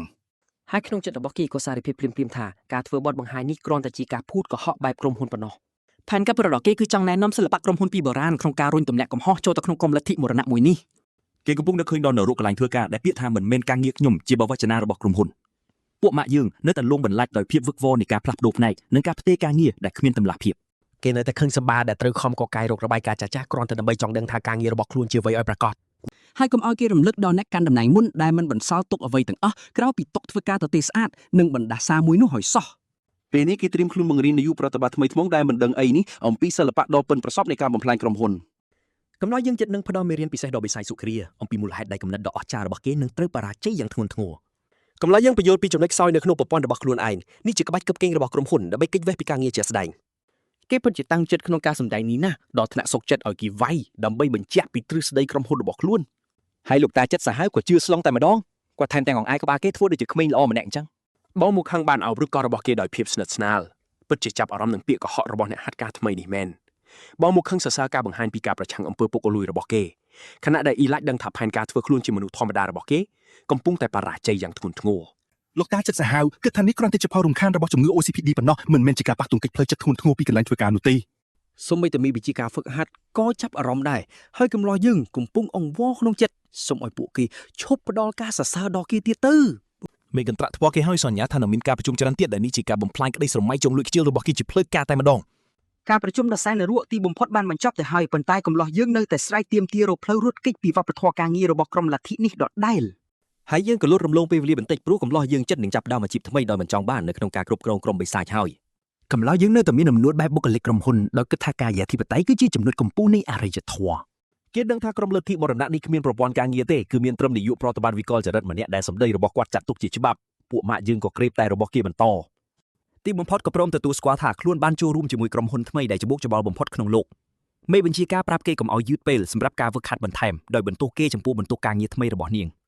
កំឡោះយើងចាប់ផ្ដើមរអ៊ូតមពីការវិភាគរបស់គេទៅហើយដោយនៅតែតស៊ូទាមទារពេលវេលាសម្រាប់និងការងារឲ្យមានតុល្យភាពគេដាស់រហេតរហូតរកមើលថ្ងៃឈប់សម្រាកលំហែខួរក្បាលព្រោះហត់នឿយខ្លាំងជាមួយនឹងការហាត់ការដ៏ឈួតលីលាមួយនេះ ហើយភ្លាមៗនោះសភាវគតិបែបបុគ្គលិកក្រុមហ៊ុនរបស់គេក៏ចាប់អារម្មណ៍នឹងអ្វីដែលថ្មីនៅក្នុងតំបន់នោះគេសម្លឹងឃើញនារីចំនួនថ្មីម្នាក់នៅក្បែរមាត់ទឹកហើយអ្នកក៏ដឹងដែរថាអ្វីដែលសំខាន់សម្រាប់គេគឺចិត្តនឹងផ្លាស់ប្ដូរហើយ ក្មេងស្រីចំណោថ្មីនោះងាកមកហើយខួរក្បាលរបស់កំឡោះយើងក៏គាំងលែងដំណើរការជាលើកទី2ហើយនៅក្នុងសប្តាហ៍មួយនេះនៅមើលទៅហាក់បីដូចជាអៀនខ្មាស់ហើយអ្នកក៏អាចឃើញហើយថាផែនការចូលនិវត្តន៍របស់ Ilmach នឹងត្រូវពន្យាពេលម្ដងទៀតជាក់ជាមិនខានពួកម៉ាក់យើងកំពុងនិយាយលើកទឹកចិត្តខ្លួនឯងដោយព្យាយាមបញ្ចុះបញ្ចូលថាគេមានវ័យចំណាស់ពេកហើយមិនអាចទៅលងស្នេហ៍ក្មេងស្រីចំនួនថ្មីបានទេគេសម្រេចចិត្តថាវិធីដ៏ល្អបំផុតគឺត្រូវប្រើអាកប្បកិរិយាបែបចាស់ទុំដើម្បីលួងឲ្យនាងស្ងប់អារម្មណ៍ប៉ុន្តែរឿងនេះវានឹងក្លាយជាមហន្តរាយចាស់ជាមិនខានកំឡោះយើងកំពុងក្រហមសម្លេងត្រៀមខ្លួនបញ្ចេញភាពរអាក់រអួលបែបបុគ្គលិកក្រុមហ៊ុនដែលជាស្ទីលប្រចាំខ្លួនរបស់គេញញឹមដាក់នាងជាមួយនឹងស្នាមញញឹមដ៏គួរឲ្យខ្លាចបំផុតហើយអាកប្បកិរិយាចាស់ទុំរបស់គេមើលទៅដូចជាការបំពានច្បាប់រដ្ឋបាលថ្មីមួយអញ្ចឹងក្មេងស្រីចំនួនថ្មីមានអារម្មណ៍ថាចម្លែកមែនទែនហើយការបញ្ចេញមុនស្នេហ៍របស់កំឡោះយើងកំពុងបរាជ័យយ៉ាងអាម៉ាស់នាងមិនបានខ្លាចគេនោះទេនាងកំពុងចង្អុលទៅអ្វីមួយហើយកំឡោះយើងរវល់តែធ្វើខ្លួនគួរឲ្យខ្លាចពេកទៅមិនបានចាប់អារម្មណ៍តាមពិតទៅនាងកំពុងតែចង្អុលទៅគំនូដីសមួយដែលគូពីរូបមនុស្សម្នាក់កំពុងធ្លាក់ពីលើផ្ទាំងថ្មសោះនេះវាដូចឈុតក្នុងរឿងគំនូជីវិចលអញ្ចឹងគេក៏បដូរមកហៅខ្លួនឯងថាអូប៉ាភ្លាមព្រោះវាមិនចម្លែកទាល់តែសោះឡើយសម្រាប់មនុស្សចាស់នៅក្នុងរាងកាយក្មេងនោះក្មេងស្រីចំនួនថ្មីកំពុងភ័យស្លន់ស្លោហើយព្យាយាមរមានគេប៉ុន្តែខួរក្បាលរបស់កំឡោះយើងកំពុងតែរអាក់រអួលគិតមិនទាន់ចេញនៅឡើយទេហើយគេក៏អត់អិលជើងដួលព្រុសធ្លាក់ចូលទៅក្នុងទឹកភ្លាមតែម្ដងគំនូមួយនោះតាំងពិតគឺជាស្លាកសញ្ញាព្រមានសោះឲ្យចង្រៃយកក្មេងស្រីចំនួនថ្មីកំពុងអោបតុក្កតារបស់នាងខណៈដែលកំឡោះយើងកំពុងរឹតទឹកចេញពីសម្លៀកបំពាក់ភាពថ្លៃថ្នូររបស់គេត្រូវបានលាងជម្រះបាត់អស់ទៅហើយពួកម៉ាក់យើងកំពុងជួបវិបត្តិផ្លូវចិត្តធ្ងន់ធ្ងរពេលដឹងថាការព្យាយាមធ្វើខ្លួនសង្ហារបស់គេបានបញ្ចប់ទៅដោយរូបរាងដូចជាសត្វកណ្ដោធ្លាក់ទឹកអញ្ចឹងគេព្យាយាមធ្វើអាកប្បកិរិយាធម្មតាប៉ុន្តែក្មេងស្រីចំនួនថ្មីបាននិយាយពីអរគុណទាំងអៀនខ្មាស់ដែលគេបានជួយសង្គ្រោះតុក្កតារបស់នាង នាងកំពុងអរគុណគេដែលបានជួយយកតុក្កតារបស់នាងហើយខួរក្បាលកំឡោះយើងចាប់ផ្ដើមគណនាពីឱកាសចែចង់បាត់ទៅហើយអ៊ីលបាននឹងអើក្បាលនាងថ្នមហើយនិយាយថាវាពិតជាស័ក្តិសមនឹងធ្វើមែនគោលដៅដ៏សំខាន់របស់ពួកម៉ាក់យើងត្រូវបានរលាយបាត់អស់ទៅហើយគេក៏សួរថានាងកំពុងធ្វើអ្វីម្នាក់ឯងហើយនាងតបថាគ្រាន់តែលេងកំសាន្តប៉ុណ្ណោះនេះគឺជាឱកាសរបស់គេដើម្បីធ្វើជាបងប្រុសដ៏សង្ហាកំឡោះយើងចាប់ផ្ដើមសម្រក់ទឹកភ្នែកពេលដឹងថានាងក៏ត្រូវជាប់ឃុំនៅក្នុងជីវិតដែលមានតែការវឹកហាត់និងគ្មានភាពសប្បាយរីករាយនេះដែរគេកំពុងតែរំជួលចិត្តខ្លាំងណាស់គេណែនាំខ្លួនឯងហើយក្មេងស្រីចំណូលថ្មីសេយ៉ាណាក៏ប្រាប់ឈ្មោះរបស់នាងទៅគេវិញ ផែនការគុំធ្វើខ្លួនឲ្យគួរឲ្យខ្លាចត្រូវបានបោះចោលបាត់ទៅហើយអ៊ីលបានសុំនាងណាត់ជួបលើកទី2ភ្លាមហើយស៊ីអាណាមើលទៅហាក់ដូចជាមិនចង់ជឿនឹងសំណាងរបស់ខ្លួនឯងតតែសោះអាប្រយើងលេងអត់ដៃហ្មងស្ម័គ្រចិត្តធ្វើមិត្តលេងជាមួយនាងរាល់ថ្ងៃផែនការជួននិវត្តន៍របស់គេឥឡូវនេះមានអ្នកពឹងផ្អែកថ្មីមួយទៀតហើយសេណាយកព្រមជាមួយអណ្ដាតដ៏វែងចម្លែកហើយប្រយើងក៏ជាប់កាតព្វកិច្ចមើលក្មេងជាផ្លូវការតែម្ដងអាប្រយើងញញឹមបិទមាត់មិនចិត្តរៀបចំកាលវិភាគលេងរាល់ថ្ងៃហើយបំផ្លាញផែនការចូលនិវត្តន៍របស់ខ្លួនចោលរលីងតែម្ដងក្មេងស្រីថ្មីរំភើបចិត្តខ្លាំងណាស់ហើយភ្លាមនោះប្រុសយើងក៏មានបន្ទុកថ្មីមួយទៀតនៅក្នុងលទ្ធិដ៏ព្រៃផ្សៃមួយនេះពួកគេសន្យាគ្នាដោយធ្ពក់កូនដៃធ្វើឲ្យការងារក្រៅម៉ោងជាមិត្តលេងនេះคล้ายជាកាតព្វកិច្ចពេញច្បាប់គ្រូបង្វឹកស្រីបានចាប់កំហុសគេព្រោះឃើញគេមានក្តីសុខខ្លាំងខុសធម្មតានៅពេលថ្មីនេះនាងដឹងថាមានរឿងកើតឡើងហើយនាងសួរថាមានរឿងអីបានជាញញឹមទាំងដែលគេគួរតែកំពុងខំប្រឹងហ្វឹកហាត់យកសាច់ដុំហាមសបាយនៅចំពោះមុខនាងហើយប្រុសយើងក៏ទម្លាក់ថ្មវឹកហាត់ដ៏ធំរបស់គេចោលភ្លាមមែនហើយគេពិតជាបែកអារម្មណ៍មែនគេដោះសារថាគេគ្រាន់តែសប្បាយចិត្តនឹងសាច់ដុំរបស់គេប៉ុណ្ណោះអាប្រុសយើងនេះក៏ហក់មិនសមសោះគ្រូបង្វឹកធ្វើមុខស្មើដាក់គេហើយនិយាយថាយល់ព្រមតាមតែឯងនិយាយទៅមិនជឿសម្ដីកុហករបស់គេសូម្បីមួយវិនាទីប្រុសយើងសាច់ខ្លាំងពេកហើយដូចព្យាយាមបិទបាំងការពិតដែលថាគេកំពុងតែលងស្នេហ៍ក្មេងថ្មីនោះប្រុសយើងកំពុងតែបែកញើសដល់ដឹងខ្លួនថាគេទើបតែកុហកគ្រូបង្វឹកដ៏កាយសាហាវរបស់គេទាំងស្រស់គេចាប់ផ្ដើមភ័យខ្លាចថាគ្រូបង្វឹកនឹងដឹងរឿងហើយលុបចោលការងារក្រៅម៉ោងមើលក្មេងៗរបស់គេនេះអាប្រុសយើងចាត់ទុកម៉ោងលេងជាមួយក្មេងស្រីថ្មីនោះជាពេលវេលាព្យាបាលផ្លូវចិត្តអាទិភាពរបស់គេពិតជាវឹកវរអស់ហើយពេលនេះគេបដិញ្ញាការពារពេលវេលាលេងកំសាន្តនេះក្តីសម័យចង់បានជីវិតស្កប់ស្ងាត់គឺរលាយបាត់ទៅហើយគ្រូបង្វឹកប្រាប់ដំណឹងល្អមួយតែប្រុសយើងមិនដឹងថាមាននរោអ្វីកំពុងរងចាំទេតាចាស់ឡប់សតិលេចមុខមកហើយពួកគេទាំងពីរក៏ក្រាបដល់ដីភ្លាមតែម្ដងសភាពគតិលេបខែតកែគឺខ្លាំងខ្លាណាស់មេសរសើរសម្ដីយកចិត្តរបស់គេពីញ៉ាំអាហារហើយផែនការធ្វើខ្លួនជាមនុស្សធម្មតារបស់អ៊ីមបន្តបរាជ័យយ៉ាងធ្ងន់ធ្ងរប្រុសយើងចាប់ផ្ដើមភ័យស្លន់ស្លោពេលមេនិយាយថាផែនការលួចខ្ជិលរបស់គេគឺមិនស៊ីនឹងការពិតហើយភារកិច្ចថ្មីរបស់គេគឺខ្លាចជាទីប្រឹក្សាគ្រប់គ្រងសម្រាប់លទ្ធិដ៏ព្រៃផ្សៃទាំងមូលនេះតែម្ដងអ៊ីឡំត្រឡប់ទៅប្រើស្ទីលលេបខែភ្លាមដោយយល់ព្រមយកការងារថែមដូចជាទីសកលក្រុមហ៊ុនពិតអ៊ីមខំញញឹមទាំងជឿចាប់ពេលត្រូវបានគេប្រាប់ឲ្យរៀបចំអីវ៉ាន់សម្រាប់ដំណើរពីសកកម្មនរកថ្មីរបស់គេគ្រូបង្វឹកបញ្ជាក់ថានាងនឹងទៅជាមួយដើម្បីបំផ្លាញម៉ោងទំនេររបស់គេហើយពលឹងប្រុសយើងក៏ហកបាត់ទៅប្រុសយើងលួចជង្គង់បាត់ទៅហើយដោយខ្លាចការវឹកហាត់ហោះហើរថ្មីនេះជីវិតដ៏សែនស្ងប់ស្ងាត់របស់គេខ្លាចជាអតីតកាលហើយគេកំពុងតែនឹកមិត្តលេងថ្មីឈ្មោះស៊ីអាណារហូតភ្លេចគិតពីទុកលំបាករបស់ខ្លួនឯងឈឹងតែម្ដងយើងងាកមកមើលការនាងណាត្រូវបានគេស្ដីបន្ទោសក្នុងម៉ោងវឹកហាត់របស់នាងវិញម្ដងមើលទៅអ្នកគ្រប់គ្នាក្នុងលទ្ធិនេះសុទ្ធតែកំពុងប្រឹងប្រែងគ្រូបង្វឹកថ្មីម្នាក់បានលេចមុខមកស្ដីបន្ទោសការនាងណាដែលមិនផ្ដោតអារម្មណ៍ផ្នែកគ្រប់គ្រងរបស់លទ្ធិនេះពិតជាតឹងរឹងខ្លាំងណាស់ស៊ីអាណាសុំទោសតែមើលទៅនាងរៀបនឹងធ្វើរឿងឈួតម្យ៉ាងហើយភ្លាមនោះក្មេងស្រីដ៏គួរឲ្យស្រឡាញ់នេះក៏បញ្ចេញធម៌ពលដូចក្នុងរឿងអានីមេតែម្ដងនាងបញ្ចេញធម៌ពលយ៉ាងខ្លាំងទៅលើទីម៉ងវឹកហាត់ក្មេងមួយនេះពិតជាមិនអាចមើលងាយបានទេគ្រូបង្វឹកថ្មីបានត្រឹមតែឈោមើលស៊ីអាណាបំផ្លាញឧបករណ៍ហ្វឹកហាត់ខ្ទេចខ្ទីអស់អូខេតាមពិតនាងគឺជាក្មេងអច្ឆរិយៈគ្រូបង្វឹកថ្មីមើលទៅដូចកំពុងស្ដាយក្រោយការសម្រេចចិត្តក្នុងជីវិតដែលនាំឲ្យនាងត្រូវមកមើលថែក្មេងអច្ឆរិយៈនេះនាងហើយស៊ីអាណាដែលមើលទៅដូចទើបត្រូវគេចាប់បានថាកំពុងស្រមើស្រមៃដល់មិត្តលេងថ្មីរបស់ខ្លួនគ្រូបង្វឹកថ្មីធ្វើរឹកធម្មតាដោយប្រាប់នាងថាគ្មានរឿងអីទេមុនពេលចាក់ចេញទៅនាងប្រាប់ក្មេងនោះឲ្យបន្តវឹកហាត់ដោយទុកនាងចោលឲ្យនៅជាមួយទីងម៉ងវឹកហាត់ដ៏កំសត់ទាំងនោះហើយភ្លាមនោះគ្រូបង្វឹកថ្មីក៏ដើរចេញទៅយ៉ាងលយដោយទុកឲ្យក្មេងអច្ឆរិយៈនោះធ្វើអ្វីតាមចិត្តពេលនេះនាងកំពុងនិយាយម្នាក់ឯងនៅតាមផ្លូវដើរមើលទៅដូចជារៀបនឹងឡប់សតិដោយសារកូនសិស្សថ្មីរបស់នាងទៅហើយគ្រូបង្វឹកថ្មីកំពុងតែតានតឹងព្រោះស្ទើរតែបំពេញច្បាប់លទ្ធិទៅហើយការហ្វឹកហាត់របស់ក្មេងនេះច្បាស់ជាមានលក្ខខណ្ឌលាក់កំបាំងធ្ងន់ធ្ងរមិនខានមើលទៅវាហាក់ដូចជាពេលវេលាដ៏សំខាន់ដែលនៅក្នុងលទ្ធិនេះមានន័យថានរណាម្នាក់រៀបនឹងឈួតឬក៏ទទួលបានធម៌ពលថ្មីចំណែកស៊ីណាវិញកំពុងតែវាយបំបាយឧបករណ៍វឹកហាត់យ៉ាងចាស់ដៃដូចជាវាជំពាក់លុយនាងអញ្ចឹងនាងសំទោសទីម៉ងនោះបន្ទាប់ពីវាយក្បាលវាដាច់បាត់ទៅហើយអូខេក្មេងនេះពិតជាខុសប្លែកពីគេមែនស៊ីអាណានៅតែបន្តវាយទីម៉ងហ្វឹកហាត់នេះឡើងចាស់ដៃក្មេងនេះជ្រើសរើសយកហិង្សាតែម្ដងនាងប្រាប់ខ្លួនឯងឲ្យស៊ូទ្រាំដែលជាសញ្ញាបញ្ជាក់ថាធម៌ពលដ៏កាយសាហាវចិត្តលេចចេញមកហើយផ្នែកមួយទៀតរបស់ទីម៉ងហ្វឹកហាត់ក៏ដាច់ខ្ទាតទៅទៀតកញ្ចប់ថាវិការជួសជុលរបស់លទ្ធិនេះច្បាស់ជាអស់ច្រើនមិនខានក្មេងអច្ឆរិយៈបានត្រឹមឈរនៅទីនោះប្រហែលកំពុងឆ្ងល់ថាហេតុអីប្រដាប់ក្មេងលេងរបស់នាងចេះតែផ្ទុះយើងបានឃើញដៃបិសាចដ៏គួរឲ្យខ្លាចមួយគណៈពេលនាងកំពុងគិតដល់ប្រុសយើងមែនហើយនេះមិនមែនជាការលួចស្រឡាញ់ធម្មតាទេហើយយើងក៏ផ្លាប់ដូរឈុតយ៉ាងលឿនព្រោះរូបភាពបំបញ្ញមិញនេះគឺដូចសាច់រឿងក្នុងគុនខ្មៅទៅហើយប្រុសយើងនិងគ្រូបង្វឹកកំពុងធ្វើដំណើរក្នុងបេសកកម្មការងារនរកដែលក្រុមហ៊ុនបានកំណត់ឲ្យប្រុសយើងកំពុងត្អូញត្អែអំពីកាលវិភាគដ៏រវល់ព្រោះតុល្យភាពជីវិតការងាររបស់គេត្រូវបានរំខានម្ដងទៀតហើយគេមានអារម្មណ៍ខុសឆ្គងតែមិនបានសំបីតលាមិត្តលេងថ្មីរបស់គេជីវិតជាអ្នកតាមយកចិត្តគេនេះពិតជាលំបាកណាស់ គេបដិញ្ញាថានឹងត្រឡប់មកវិញដោយមិនដឹងសោះថាមិត្តលេងរបស់គេគឺជាអាវុធប្រឡាយលោកដ៏ទូចច្រឡឹងមួយ កំឡោះយើងបានជួបអង្គរៈថ្មីសម្រាប់ការចុះបេសកកម្មនេះហើយម្នាក់ក្នុងចំណោមពួកគេពាក់ម៉ាស់យ៉ាងកាលីបាត់ទៅហើយ អង្គរៈទី1ឈ្មោះចាងហ៊ុយបានណែនាំខ្លួនឯងជាមួយនឹងស្នាមញញឹមដ៏ធម្មតាបំផុតសម្រាប់និកាយឃាតករមួយនេះចំណែកអង្គរៈទី2ឈ្មោះគួនមូលជាប្រភេទមនុស្សស្ងៀមស្ងាត់និងពាក់ម៉ាស់ជាប់ជានិច្ចអ្នកដឹងទេគេប្រកាសជាមានអតីតកាលកំសត់មិនខានកូនចៅថ្មីទាំងនោះកំពុងអោនក្បាលនឹងស្បត់ស្មាស់ស្មោះហើយកំឡោះយើងក៏ចាប់ផ្ដើមធ្វើចរិតជាមេកើយបាត់ទៅហើយអ៊ីមសម្ដែងតួជាមេដ៏ល្អប៉ុន្តែអ្នកដឹងទេគេកំពុងរៀបចំផែនការប្រើអំណាចនេះធ្វើបាបគេឯងបាត់ទៅហើយពេលដឹងថាលោកតាចាស់នោះមិនមកគ្រូបើគេក៏បដូរទៅរកការដើរលេងតែម្ដងផែនការធំរបស់គេគឺបោះបង់ការងារចោលហើយដើរលេងកំសាន្តដោយចាយលុយក្រុមហ៊ុនតែម្ដងពិតជាវិបរបស់ក្រុមហ៊ុនមែនគោលដៅដំបូងគឺដៅទិញអីវ៉ាន់ឲ្យកូនចៅថ្មីរបស់គេការប្រឹងប្រែងយកចិត្តគឺមិនចេះឈប់ទេប៉ុន្តែមេបញ្ជាការស្រីបានបញ្ឈប់ផែនការគេខ្លួនរបស់គេភ្លាមៗដោយយកដៃបាំងមុខហាមស្បាយដាច់ខាតនាមប្រាប់គេថាត្រូវរត់រហូតតាមផ្លូវដែលធ្វើឲ្យបេសកកម្មនេះក្លាយជាការរត់ម៉ារ៉ាតុងនរកយ៉ាងពិតប្រាកដអ៊ីមវឹងវិញអស់ហើយក៏សួរថាការរត់រហូតតាមផ្លូវនឹងមានន័យយ៉ាងម៉េចខួរក្បាលរបស់គេនៅតែគិតរឿងដើរលេងដដែលមេបញ្ជាការស្រីអង្គុយក្នុងរទេះហើយប្រាប់អ្នកបរឲ្យបន្ថែមលបឿនបោះបង់គេចោលឲ្យហិតតែធូលីដីឥឡូវនេះកំឡោះយើងកំពុងរត់យ៉ាងលឿនដោយដឹងថាបេសកកម្មរបស់ខ្លួនបានក្លាយជាការរត់ម៉ារ៉ាតុងបាត់ទៅហើយគេស្រែកដាក់នាងប៉ុន្តែនាងគ្រាន់តែធ្វើមុខស្ងួតហើយប្រាប់ថានេះជាការវឹកហាត់ថ្មីការដើរលេងត្រូវលុបចោលហើយនាងប្រាប់ឲ្យគេប្រើជំនាញហក់លោថ្មីរបស់គេដើម្បីតាមឲ្យទាន់គណៈអង្គរៈឈោមើលសុបិនអាក្រក់នេះកំឡោះយើងរត់ឡើងចប់ស្អិតទៅហើយឯនាងវិញកំពុងរីកគុណកាយវិការរត់របស់គេពីលើកៅអីដ៏ស្រួលមេបញ្ជាការស្រីកំពុងសម្លក់គេយ៉ាងកាចដើម្បីឲ្យប្រកាសថាគេមិនខ្ជិលសូម្បីតែមួយវិនាទីនាងប្រាប់ថាការសម្រាកតែមួយគត់ដែលគេទទួលបានគឺសម្រាប់ការធ្វើសមាធិប៉ុណ្ណោះពេលវេលាសម្រាប់របស់គេខ្លាចជាអតីតកាលទៅហើយយើងលោតពេលទៅដល់ពេលថ្ងៃលិចព្រោះនាងលប់សតិនេះពិតជាបង្ខំឲ្យគេរត់ពេញមួយថ្ងៃតែម្ដងហើយកំឡោះយើងក៏បានឡើងលើវេពីការរត់តាមរទេះទៅជារត់លើដំបូលរទេះតែម្ដងនេះជាលទ្ធផលពិតប្រាកដទីបំផុតពួកគេបានមកដល់គោលដៅហើយកំឡោះយើងក៏ដួលកាប់មុខភ្លាមៗដោយសារការហត់នឿយការរត់ម៉ារ៉ាតុងគឺបានបញ្ចប់ហើ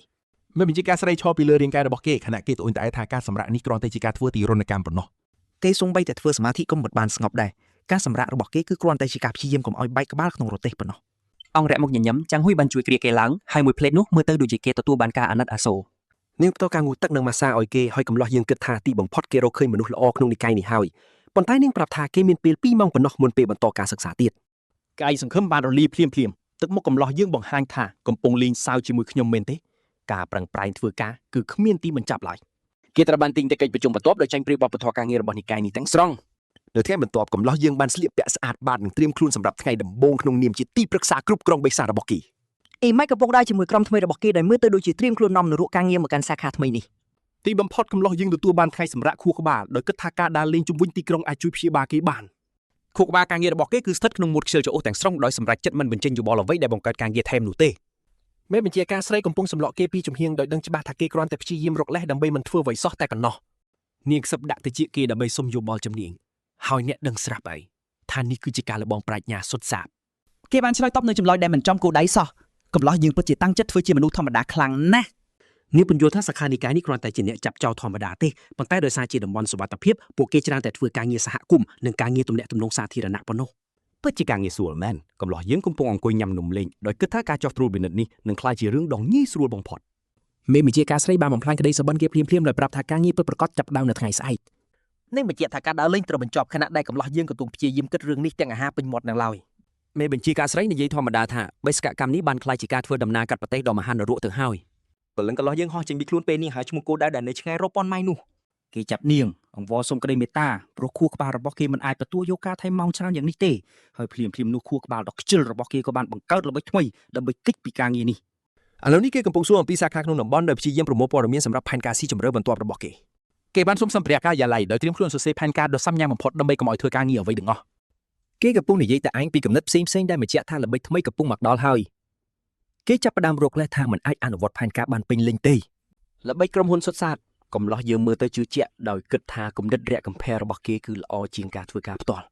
គេកំពុងសរសេរសំណើបណ្ដាត្អូញត្អែថាវាមិនល្អឥតខ្ចោះបណ្ដាហើយមេបញ្ជាការស្រីគ្រាន់តែឈរមើលគេរៀបចំផែនការប៉ុណ្ណោះមេបញ្ជាការស្រីកំពុងគិតអំពីបញ្ហាដែលអាចកើតមានជាមួយផែនការគេដោយព្យាយាមរកមើលចំណុចខ្សោយរបស់វាចំណែកកំឡោះរបស់យើងវិញគឺកំពុងសម្ដែងជាបុគ្គលិកគំរូយ៉ាងស៊ុបតែម្ដងនាងពិតជាស្ញើសរសើរណាស់ដែលគេប្រឹងប្រែងធ្វើការខ្លាំងបែបនេះក្រោយពេលចុះស្រាវជ្រាវត្រឹមតែកន្លះថ្ងៃអង្គរៈមុខញញឹមជាងហ៊ុយលេចមុខមកហើយជឿលើពាក្យចចាមអារ៉ាមពីភាពឆ្លាតវៃរបស់កន្លោះយើងបាត់ទៅហើយគេនៅតែបន្តសរសើរគំនិតប្រព័ន្ធរបាយការណ៍របស់អ៊ីមខណៈកំឡោះយើងកំពុងកែច្នៃផែនការស៊ីដេកនៅខាងក្នុងប៉ុន្តែអង្គរៈពាក់ម៉ាស់គួរមកយកបាននិយាយកាត់ថាការមានគំនិតច្រើនពេកមិនមែនសិតថាជារឿងល្អនោះទេ កំឡោះពាក់ម៉ាស់ចង់បញ្ជាក់ថាគំនិតត្រូវតែមានប្រយោជន៍មិនមែនគ្រាន់តែជាពាក្យបោកប្រាស់ឡើយអង្គរៈមុខញញឹមថាគេតឹងតែងពេកហើយប៉ុន្តែកំឡោះពាក់ម៉ាស់គ្រាន់តែនិយាយការពិតប៉ុណ្ណោះ គ្រូបង្ហាត់ក៏យល់ស្របជាមួយកន្លងពាក់ម៉ាស់ដែរដោយនិយាយថាការមានមតិច្រើនពេកអាចជារឿងអាក្រក់ បន្ទាប់មកនាងបែរជានិយាយថាលោកម្ចាស់ IM គឺពិសេសខុសពីគេដោយខ្លាចជាអ្នកគ្រប់គ្រងគេពេញទំហឹងតែម្ដង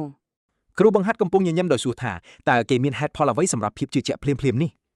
នាងកំពុងញញឹមកោតសរសើរព្រមទាំងជឿទាំងស្រុងលើការសម្ដែងជាបុគ្គលិកដ៏ឧស្សាហ៍របស់គេ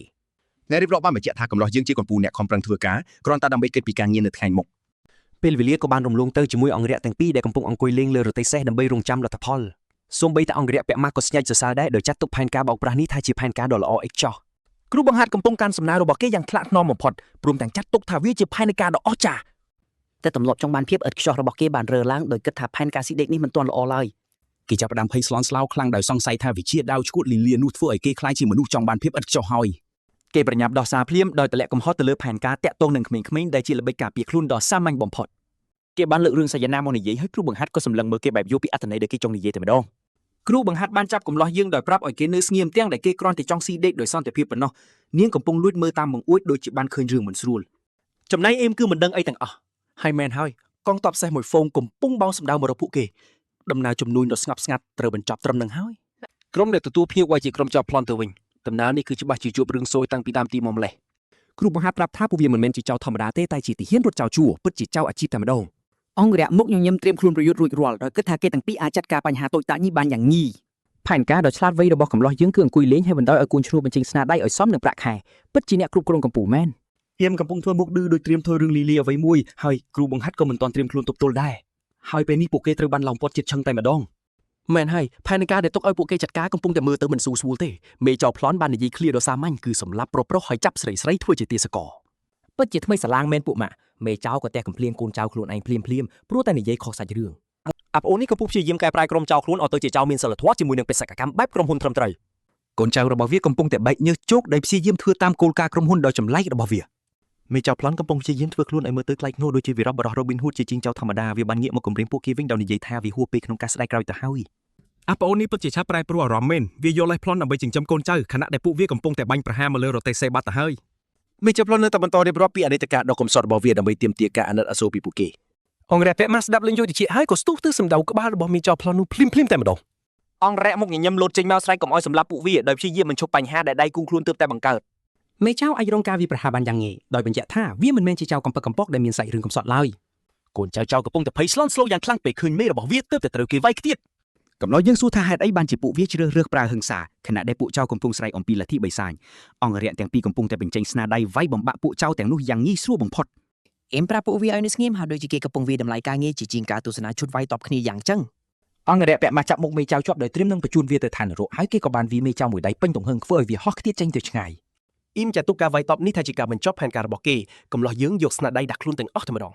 ពេលវេលាក៏បានរំលងដល់យប់ព្រោះមើលទៅវាប្រើពេលប៉ុណ្ណឹងដើម្បីដោះស្រាយបញ្ហារួចរាល់មេចៅនៅរស់ទេព្រមទាំងកំពុងខឹងខ្លាំងណាស់វាច្បាស់ជាកំពុងលួចរៀបផែនការខណៈខ្លួនប្រានកំពុងគាំងដោយសារវេទមន្តលទ្ធិឈួតលីលានោះមែនហើយអង្គរៈពាក់ម៉ាស់បានទុកកដោបន្តិចបន្តួចឲ្យវាកំឡោះយើងកំពុងឈរពីលើមេចៅដែលគាំងខ្លួននោះដោយនិយាយឃ្លាសាមញ្ញថាទីបំផុតឯងដឹងខ្លួនហើយអ៊ីមហៅឈ្មោះពេញចៅនោះធ្វើឲ្យវាភ្ញាក់ផ្អើលយ៉ាងខ្លាំងកំឡោះយើងពិតជាបានត្រៀមខ្លួនទុកមុនមែនចៅសួរថាដឹងយ៉ាងម៉េចហើយអ៊ីមធ្វើខ្លួនលយដូចជាទើបតែចូលរកមើលក្នុង Google យ៉ាងឯងអញ្ចឹងកំឡោះយើងឆ្លើយថាគ្រាន់តែសួរកូនចៅវាប៉ុណ្ណោះហើយវាមិនជឿថាវាងាយស្រួលបែបនេះសោះការពិតគ្រូបង្ហាត់បានសុកប៉ាន់កូនចៅវាទាំងអស់ដោយឲ្យពោតស៊ីកូនចៅវាលក់ឧត្តមកតេត្រឹមតែចំណេញបន្តិចបន្តួចប៉ុណ្ណោះអ៊ីមចាប់ផ្ដើមអានប្រវត្តិកំសត់របស់វាដោយទំព័រ Wikipedia ធ្វើឲ្យអាចៅនោះគាំងតែម្ដង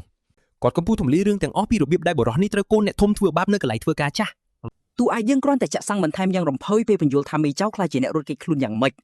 មេចៅកំពុងចាប់ដើមក្តៅក្រហាយហើយសួរថាតើគាត់ចង់មានន័យយ៉ាងម៉េចឲ្យប្រកបអ៊ីមក៏បញ្ចេញស្នាមញញឹមរបៀបថាខ្ញុំកំពុងចង់ផ្ដល់ការងារឲ្យឯងធ្វើដល់ពេលត្រូវក្តោបក្តាប់ក្រុមហ៊ុនហើយតួឯងយើងអូសទានគេដោយសួរថាចង់ចូលរួមជាមួយក្រុមដ៏អាក្រក់របស់យើងទេដោយអ្នកជ្រើសរើសបុគ្គលិកដ៏ចំណាន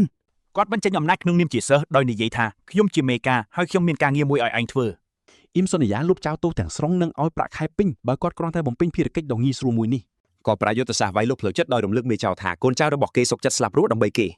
មេចៅពិតជាកំពុងពិចារណាបដូរការងារនេះមែនប្រហែលជាធុញទ្រាន់នឹងជីវិតជាចៅដែលគ្មានផលប្រយោជន៍មេចៅបានសួរសំណួរដ៏សំខាន់បំផុតថាហេតុអ្វីទុកចិត្តមនុស្សទៅជួបគ្នាក្រោយពេលគេបំរុងប្លន់ឯង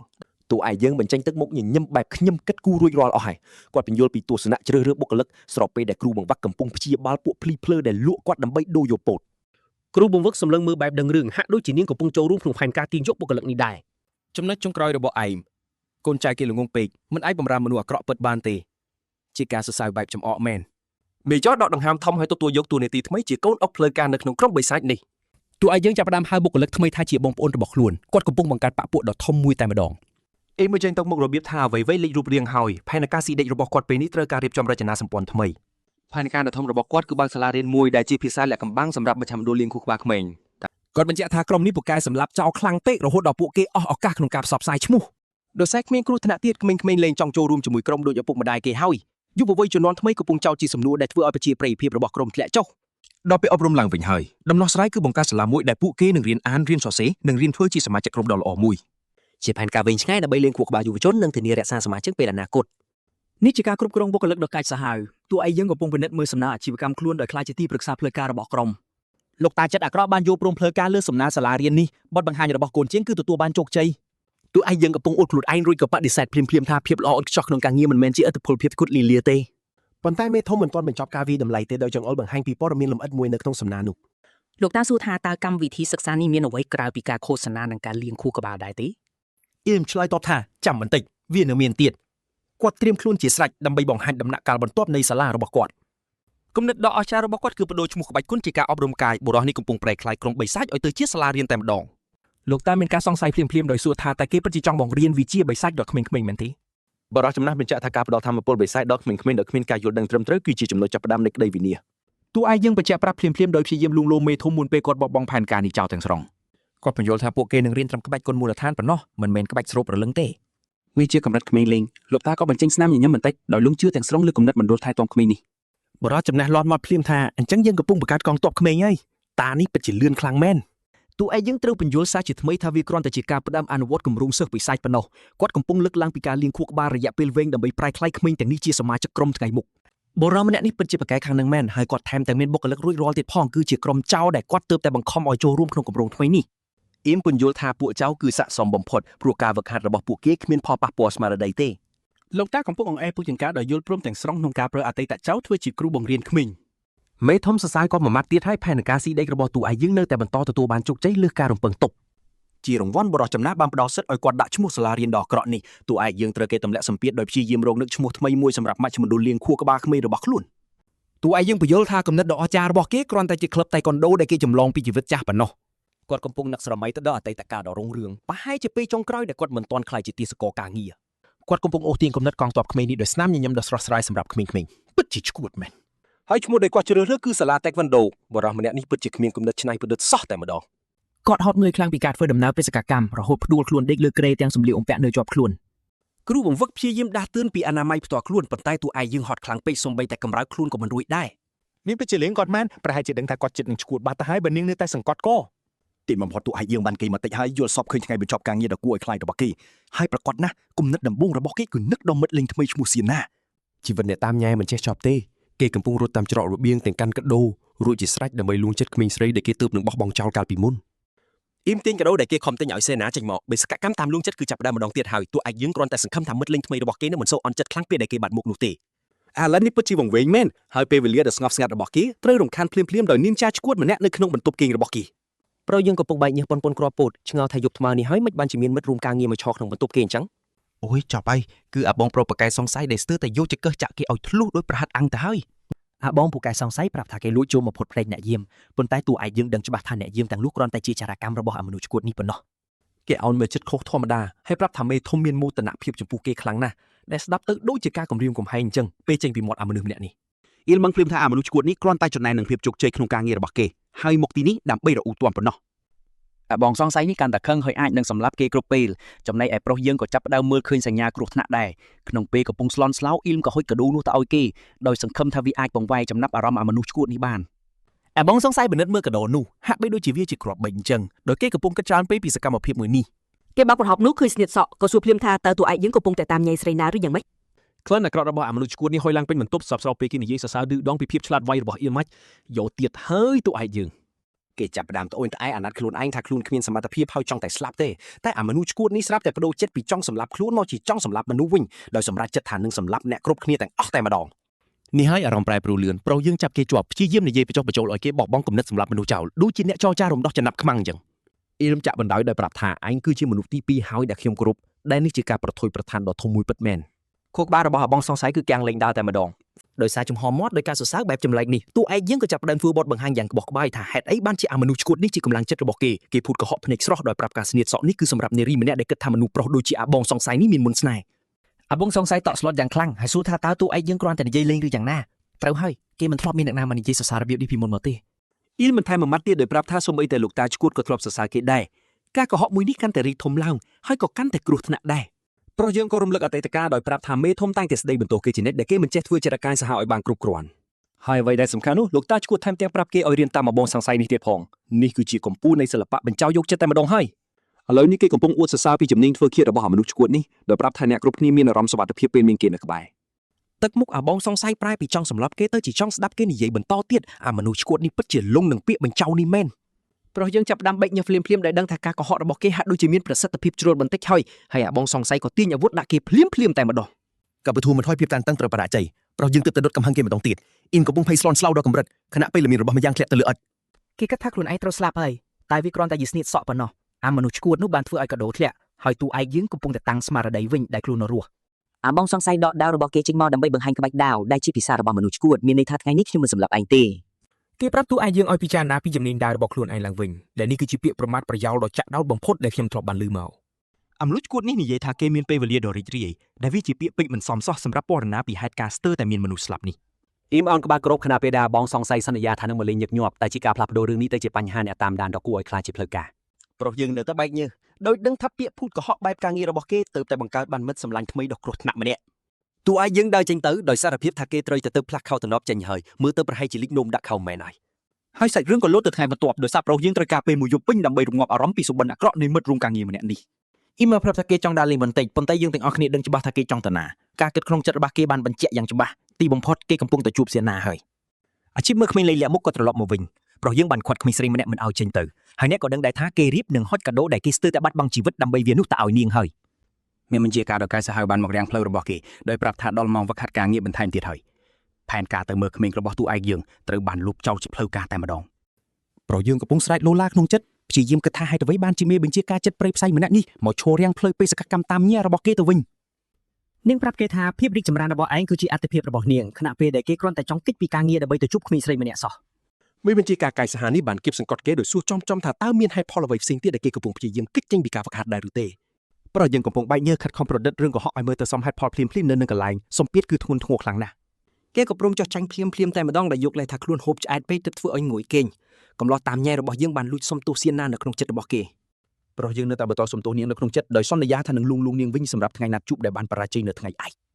គេได้ចេញទៅទាំងមានស្នៀកសក់នៅជាប់លើក្បាលនៅឡើយដែលវាជារង្វាន់ដ៏គួរឲ្យសោកស្ដាយចេញពីបេសកកម្មតាមញ៉ែដ៏បរាជ័យរបស់គេហើយគាត់ក៏ត្រឡប់មកអង្គុយនៅតុធ្វើការវិញបន្តខំប្រឹងធ្វើការងាររដ្ឋបាលដ៏គួរឲ្យធុញទ្រាន់ឲ្យពួកលទ្ធិទៀតគាត់កំពុងញីភ្នែកហត់នឿយខ្លាំងណាស់ទៅហើយដោយសារវប្បធម៌ការងារពេញ24ម៉ោងរបស់លទ្ធិនេះមេបញ្ជាការសួរថាគាត់ងងុយដេកដោយសារញ៉ាំឆ្អែតពេកមែនទេហើយគាត់ក៏ចេះតែឆ្លើយយល់ព្រមដើម្បីកុំឲ្យពិបាកបញ្យល់ពីរឿងមិត្តរួមការងារដ៏ឈួតលាលារបស់គាត់នេះសម្លឹងមើលគាត់ក្នុងន័យថាដឹងថាគាត់កំពុងកុហកប៉ុន្តែគាត់មិនចង់រីកាប្រាប់ផ្នែកធនធានមនុស្សពីរឿងមិត្តរួមការងារដែលកំពុងតែលប់សតិម្នាក់នោះទ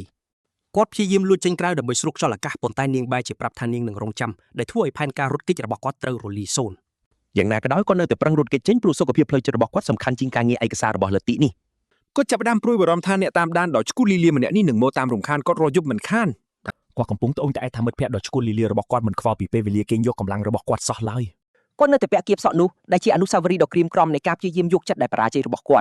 ាត់កំពុងតែរអ៊ូថានឹកចង់ជួបស៊ីអាណាស្រាប់តែដើរបុកនាងតែម្ដងនិយាយដើមភ្លាមម្ដងផ្លេតមានគេចាប់ដៃគាត់ហើយពេលនេះការដើរខូចចិត្តតាមច្រករបៀងដ៏ស្ងាត់ជ្រងំរបស់គាត់ត្រូវបានបញ្ចប់ហើយគឺស៊ីអាណាប៉ុន្តែដូចជាមានអ្វីម្យ៉ាងខុសប្រក្រតីគាត់កំពុងឆ្ងល់ថាហេតុអ្វីបានជានាងមើលទៅដូចជាទើបតែដើរចេញពីរឿងខ្មោចបែបនេះស៊ីអាណាសម្លឹងមកគាត់ទាំងកែវភ្នែកគ្មានវិញ្ញាណធ្វើឲ្យគាត់ចាប់ផ្ដើមភ័យខ្លាចស្ថានភាពពេលនេះគឺមិនស្រួលទាល់តែសោះគាត់ព្យាយាមធ្វើធម្មតាដោយសួរថានាងរកគាត់ឃើញដល់របៀបណាហាក់ដូចជាគាត់មិនមែនកំពុងប្រឈមមុខនឹងក្មេងស្រីដែលតាមដានគាត់អញ្ចឹងគាត់ព្យាយាមធ្វើខ្លួនជាអាណាព្យាបាលដោយសួរថាតើម្ដាយរបស់នាងដឹងថានាងចេញមកក្រៅឬអត់គួរតែមើលកលៈទេសៈផងនាងក៏ចាប់បោចគាត់យ៉ាងខ្លាំងភ្លាមតែម្ដង ភាពគួរឲ្យស្រឡាញ់ត្រូវបានបញ្ចប់ហើយនាងសួរគាត់ថាហេតុអីបានជាបោះបោនាងចោលព្រមទាំងមានពលឺចេញពីភ្នែករបស់នាងទៀតផង យើងមានក្មេងឥតកម្រិត5ម្នាក់ហើយគាត់ព្យាយាមបញ្យល់ថាមេបញ្ជាការមិនឲ្យគាត់ចេញក្រៅប៉ុន្តែលេសនេះហាក់ដូចជាមិនសូវសមទាល់តែសោះ ស៊ីយ៉ាណាមិនខ្វល់ស្ដាប់សោះឡើយពាក្យបដិសេធស្នាប់ទៅពិតជាប្លែកពេលដែលវាចេញពីមាត់ក្មេងដ៏ឈ្គួតលីលាម្នាក់នេះ នាងក៏បដូរចរិតភ្លាមៗដោយប្រាប់ថាវាមិនមែនជាកំហុសរបស់គាត់ទេដែលនេះគឺជាសញ្ញានៃការបោកបញ្ឆោតកម្រិតកម្ពុជា នាងកំពុងរកហេតុផលថាមកពីគាត់ជាមនុស្សសំខាន់ទើបបាត់មុខបែបនេះការគិតរបស់ក្មេងនេះត្រូវលទ្ធិលៀងខួរអស់ហើយពីនេះនាងកំពុងតែសង្កាត់ពីលើគាត់ត្រៀមអូសគាត់ទៅកន្លែងណាមួយ ការងារមើលក្មេងរបស់គាត់ទៅតែខ្លាចជាការចាប់ចម្រិតទៅហើយស៊ីអាណាប្រាប់គាត់ថាគាត់ត្រូវតែទៅផ្ទះរបស់នាងដែលស្ដាប់ទៅដូចជាផែនការចាប់ចម្រិតយ៉ាងចឹង គាត់ព្យាយាមលួងលោមនាងប៉ុន្តែនាងកំពុងស្ថិតនៅក្នុងសភាពឈួតលីលាទាំងស្រុងដោយហៅគាត់ថាបងប្រុសព្រមទាំងចាប់ទាញមុខរបស់គាត់ទៀតផង ទីបំផុតអ៊ីមកគាត់ចាប់ផ្ដើមយល់រឿងគ្រប់យ៉ាងដោយដឹងថាក្មេងនេះមិនមែនជាមិត្តលេងដ៏គួរឲ្យស្រឡាញ់ដោយដែលគាត់ធ្លាប់គិតនោះទេ ហើយក៏ចេញមកច្បាស់តែម្ដងក្មេងស្រីដ៏គួរឲ្យស្រឡាញ់គឺជាសមាជិកលទ្ធិដ៏ឈ្គួតលីលាគាត់លងស្រឡាញ់ក្មេងស្រីយ៉ាន់ដេរ៉េបាត់ទៅហើយ ភ្លាមនោះគាត់ក៏ត្រូវដួលទៅលើឥដ្ឋដោយត្រូវក្មេងស្រីដ៏ឈ្គួតលីលានេះគ្រប់គ្រងបានទាំងស្រុង មេបញ្ជាការដើរចូលមកឃើញរឿងដ៏គួរឲ្យឈឺក្បាលនេះដោយឃើញគាត់កំពុងត្រូវអ្នកតាមដានថ្មីសង្កត់ពីលើ នាងសួរថាតើមានរឿងឈ្គួតយកអីកាត់ឡើងហើយមើលទៅនាងច្បាស់ជាស្ដាយក្រោយដែលបណ្ដោយឲ្យគាត់ចេញមកស្រូបខ្យល់អាកាសមិនខាន គាត់មិនអាចធ្វើអ្វីបានសោះខណៈពេលដែលមេបញ្ជាការកំពុងព្យាយាមសង្កេតមើលថាតើក្មេងឈ្គួតលីលាម្នាក់នេះជានរណា ស៊ីអាណាជ្រើសរើសប្រើហិង្សាភ្លាមដោយវាយប្រហារមេបញ្ជាការដែលមករំខានពេលវេលាដ៏មានក្តីសុខរបស់នាង ក្មេងស្រីដ៏ឈួតលីលានោះស្រែកថាមេបញ្ជាការកំពុងមករារាំងភ្លើងបងប្រុសរបស់នាងចរិតយ៉ាន់ដេរ៉េគឺចេញមកច្បាស់តែម្ដងហី មេបញ្ជាការមិនខ្វល់ឡើយដោយគម្រាមកំចាត់ក្មេងស្រីឈួតលីលានេះចោលដែលហ៊ានមករំខានការងាររបស់នាង នាងនឹងថានេះមិនមែនជាការខឹងរករឿងធម្មតានោះទេក្មេងនេះច្បាស់ជាមានវិញ្ញាណអាក្រក់ចូលសន្ធិដ្ឋជាមិនខាន គាត់ប្រញាប់ចេញមកការពារយ៉ាន់ដេរ៉េដែលទើបតែប៉ុនប៉ងចាប់ចម្រិតគាត់ចរិតលងស្រឡាញ់របស់គាត់ពិតជាខ្លាំងមែន គាត់រង្វល់នាងឲ្យគ្រាន់តែចាប់ចងក្មេងនេះបានហើយដោយធ្វើជាមេធាវីការពារអ្នកតាមដានដ៏ឈ្គួតលីលារបស់គាត់មេបញ្ជាការបញ្ចេញធម្មពលដោយបដូរពីការសម្លាប់មកត្រឹមតែការចាប់ខ្លួនដោយមិនប្រាធ័ក្តៅវិញ នេះចាប់ផ្ដើមវាយប្រហារហើយយើងក៏ឃើញមានឈុតប្រយុទ្ធគ្នាយ៉ាងកក្រោកនៅកណ្ដាលច្រករបៀងនេះតែម្ដង យ៉ាន់ដេរ៉េត្រូវមួយដៃឲ្យដួលទៅលើដេកទាំងស្រែកយំមើលទៅការដោះស្រាយបញ្ហារបស់មេបញ្ជាការហាក់ដូចជាមានប្រសិទ្ធភាពណាស់ មេបញ្ជាការមកពិនិត្យមើលគាត់ប៉ុន្តែគាត់នៅតែបារម្ភពីក្មេងឈួតនោះគាត់ពិតជាមិនដឹងថាអ្វីគួរឲ្យអតិភិបជាងសោះ នេះបញ្យល់ថានាងគ្រាន់តែប្រើវេទមន្តបង្កក់ក្មេងនេះមួយរយៈសិនទេប៉ុន្តែវាបានតែមួយផ្លែប៉ុណ្ណោះ ភ្លាមនោះយ៉ាន់ដេរ៉េក៏ដឹងខ្លួនឡើងវិញហើយវាយប្រហារពួកគេទាំងពីរការបង្កក់ត្រូវបានបញ្ចប់ហើយ គាត់រងការវាយប្រហារនេះដោយនៅតែព្យាយាមធ្វើជាអ្នកសម្រុះសម្រួលរវាងអ្នកតាមដានដោយឈ្គួតលីលានិងមេដកាយសាហាវរបស់គាត់ យ៉ាន់ដេរ៉េខឹងយ៉ាងខ្លាំងដែលគាត់ចេញមុខការពារមេបញ្ជាការដោយសួរថាហេតុអ្វីបានជាគាត់មករារាំងផ្លូវរបស់នាងបែបនេះនាងឈ្គួតលីលាទាំងស្រុងដោយស្រែកថាគាត់កំពុងរារាំងនាងមិនឲ្យសម្លាប់អ្នកដែលមករំខានពួកគេ ក្មេងឈួតនោះទាញសេចក្តីសន្និដ្ឋានភ្លាមដោយសួរថាគាត់មានទំនាក់ទំនងស្នេហាជាមួយមេបញ្ជាការមែនទេ ដៃរបស់ស៊ីណាចាប់ផ្ដើមបញ្ចេញពលឺហើយអ្នកក៏ដឹងថានាងត្រៀមប្រើហិង្សាដោយសារតែរឿងស្នេហាត្រីកោណនេះហើយ ភ្នែករបស់នាងបញ្ជាក់ច្បាស់ថាបើនាងមិនបានគាត់ទេអ្នកផ្សេងក៏កុំសង្ឃឹមគាត់លងស្នេហ៍រហូតដល់យកខ្លួនទៅបដូរនឹងសេចក្តីស្លាប់ផែនការដ៏ឆ្លាតវៃរបស់អ៊ីលក្នុងការសម្រួលស្ថានភាពគឺស្ទុះទៅអោបក្មេងស្រីដ៏ឈ្គួតលីលានោះនេះជាគំនិតដ៏ឆ្លាតវៃឬក៏ជាការធ្វើអត្តឃាតគាត់កំពុងសំទោសដែលបាត់មុខកន្លងមកដែលព្យាយាមលួងលោមនាងហាក់ដូចជានាងមិនមានវិញ្ញាណអាក្រក់ជួសន្ធិដ្ឋអញ្ចឹង គាត់បញ្យល់ថាគាត់ជាប់បំពេញបេសកកម្មសម្ងាត់ប៉ុន្តែស៊ីអាណានៅតែសម្លឹងមើលគាត់ហាក់ដូចជាចង់កាច់កគាត់យ៉ាងចឹង កំឡោះយើងនៅតែបន្តពីកលកាយដែលសំទោសចំពោះបញ្ហាផ្លូវចិត្តរបស់នាងលោកអើយនាងកំពុងតែព្យាយាមសម្លាប់គេតា យ៉ាន់ដេរ៉េបញ្យល់ថានាងទៅជាកាយសាហាវព្រោះមិនចង់ឲ្យពេលវេលារបស់ពួកគេត្រូវគេរំខាននេះជាកម្រិតតោងទីមដ៏ហួសហេតុ នាងសួរគាត់ទាំងសំទោសថាតើពេលនេះឯងស្អប់ខ្ញុំទេចំណែកគ្រូបង្វឹកកំពុងតែឈរមើលមហន្តរាយនេះកើតឡើងគ្រូបង្វឹកឆ្លៃទៅទាំងមុខស្ងួតប្រហែលជាគិតថានេះជារឿងភាគឈួតលីលាបំផុតដែលនាងធ្លាប់ឃើញហើយស្រាប់តែយ៉ាន់ដេរ៉េត្រឡប់មកយំវិញធ្វើខ្លួនដូចជាជនរងគ្រោះបន្ទាប់ពីខឹងចង់សម្លាប់គេមិញនេះ នាងអោបគាត់សុំទោសពីរបួសនោះខណៈកំឡោះយើងថាមិនអីទេកម្រិតលងស្នេហ៍របស់គេគឺដល់ដំណាក់កាលធ្ងន់ធ្ងរហើយ គ្រូបង្វឹកទម្លាយរឿងធំមួយដោយសួរថាតើគេស្និទ្ធស្នាលជាមួយគ្រួសារមេធំតាំងពីពេលណាមកច្បាស់ការហើយពេលនេះក្មេងស្រីវិកលចរិតនេះគឺជាចៅស្រីតែមួយគត់របស់លោកតាវិកលចរិតកំឡោះយើងលងស្នេហ៍គុំស្រីរបស់មេធំទៅហើយគ្រូបង្វឹកស្ដីបន្ទោសគេដែលមិនដឹងអីសោះពីប្រពៃណីគ្រួសារមួយនេះរឿងនេះកំពុងតែប្រែជាចម្លែកមិនខានកំឡោះយើងឈរឲ្យព្រះនាងយ៉ាន់ដេរ៉េអូបខណៈដែលខួរក្បាលរបស់គេកំពុងតែព្យាយាមគិតពីព័ត៌មានថ្មីនេះ ហើយយើងឃើញស្ត្រីស៊ីវិល័យម្នាក់ម្ដងក្រោមដំណាក់ទឹកភ្លៀងអ្នកដឹងស្រាប់ហើយនាងនឹងធ្វើឲ្យរឿងកាន់តែស្មុគស្មាញ ស្ត្រីចំនួនថ្មីថានឹងបញ្យល់ពេលក្រោយតែទឹកមុខនាងបញ្ជាក់ថាមានគេត្រូវបណ្ដឹងចេញហើយគ្រូបង្វឹកក៏ទម្លាយរឿងនេះ នេះជាគ្រួសារព្រះនាងយ៉ាន់ដេរ៉េគឺហាក្រយានហើយមេធំគឺម៉ាក់របស់សៀណាកំឡោះយើងរៀបនឹងជួបសាច់ខ្លាញ់មកពីនរកហើយ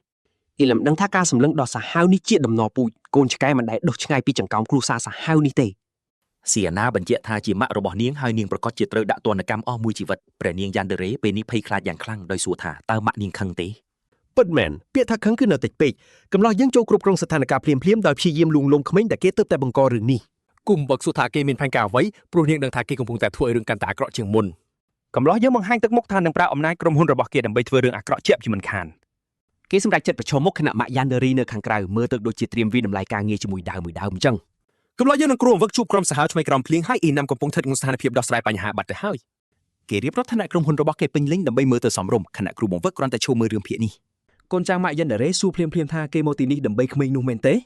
ការសួរចម្លើយចាប់ផ្ដើមជាផ្លូវការហើយម៉ាក់យ៉ានដេរ៉េទាញក្រាស់សិតសក់ចេញមកហើយថាមានសំណួរមួយនេះគឺជាការវាតម្លៃការងារមកពីនរុ នាងសួរចាត់ដល់តែម្ដងថាតើគេមានគោលបំណងអ្វីការសម្លឹងដល់សាហាវគឺជាគេដំណើរគ្រួសារមែន កំឡោះយើងធ្វើពុតជាល្ងងភ្លាមដើរតួដូចជាកម្មសិក្សាការីវង្វេងដែលចូលខុសបន្ទប់ប្រជុំចឹងដែរ ម៉ាក់យ៉ានដេរ៉េមិនខ្វល់ទេថែមទាំងប្រាប់ប្រជុំនិយាយផ្ដេសផ្ដាស់បណ្ដើកាច់ក្រាស់ក្នុងដៃបណ្ដើទៀតផង នាងបង្ហាញផុសតាំងដូចរត់អាញាដោយបញ្ជាក់ថាកូននាងមិនចេះនិយាយលេងជាមួយប្រុសផ្ដេសផ្ដាស់ទេម៉ាក់យ៉ានដេរ៉េដើរចូលចិត្តហើយអ្នកអាចដឹងពីសម្ពាធដ៏ធ្ងន់ធ្ងរនាងខិតមកចំមុខគេចោតប្រកាន់ថាបានបំពេញច្បាប់គ្រួសារដើម្បីប្រយោជន៍ខ្លួនកំឡះយើងជាប់បាត់ទៅហើយអ៊ីមប្រាប់នាងថាគេគ្រាន់តែជាមិត្តដ៏ស្មោះត្រង់ម្នាក់ប៉ុណ្ណោះដោយព្យាយាមធ្វើខ្លួនឲ្យមើលទៅស្លូតត្រង់បំផុតម៉ាក់យ៉ានដេរ៉េសម្លឹងគេក្នុងន័យថាកុំមកបោកអីមិនមែនក្មេងទេកំឡោះយើងនៅតែរឹងរូបបញ្ជាក់ថាគេនិយាយការពិតមែនពិតជាហ៊ានមែនទល់នឹងស្ត្រីដែលកាច់ក្រាស់លេងនេះនាងបដូរសាច់រឿងដោយសួរពីប្រពៃណីដែលធ្វើឲ្យគ្រប់គ្នាភ្ញាក់ប្រាណនោះ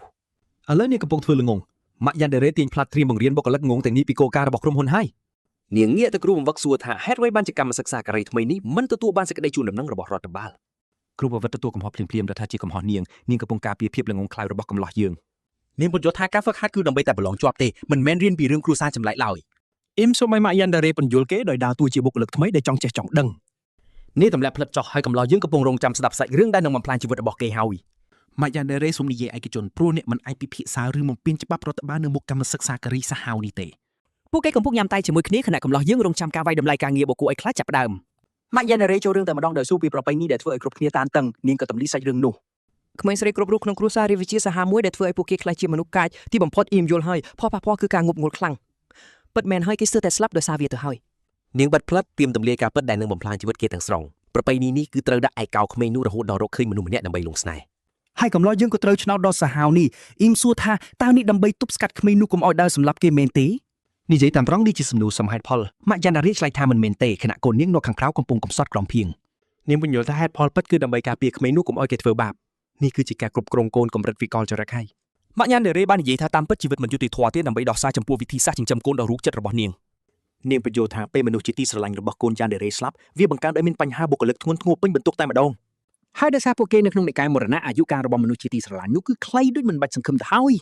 យនាងទម្លាយអាចកំបាំងថាសត្រូវតែងប្រើចំណុចខ្សោយយ៉ានដេរ៉េនេះដើម្បីសម្លាប់គោលដៅនិងបន្សល់ទុករបួសផ្លូវចិត្តដល់ក្មេងៗលទ្ធផលគឺការបាក់ទឹកចិត្តទាំងស្រុងដែលវាហាក់ដូចជាអាក្រក់ជាងការបណ្ដោយឲ្យនាងមានមិត្តភក្តិទៅទៀត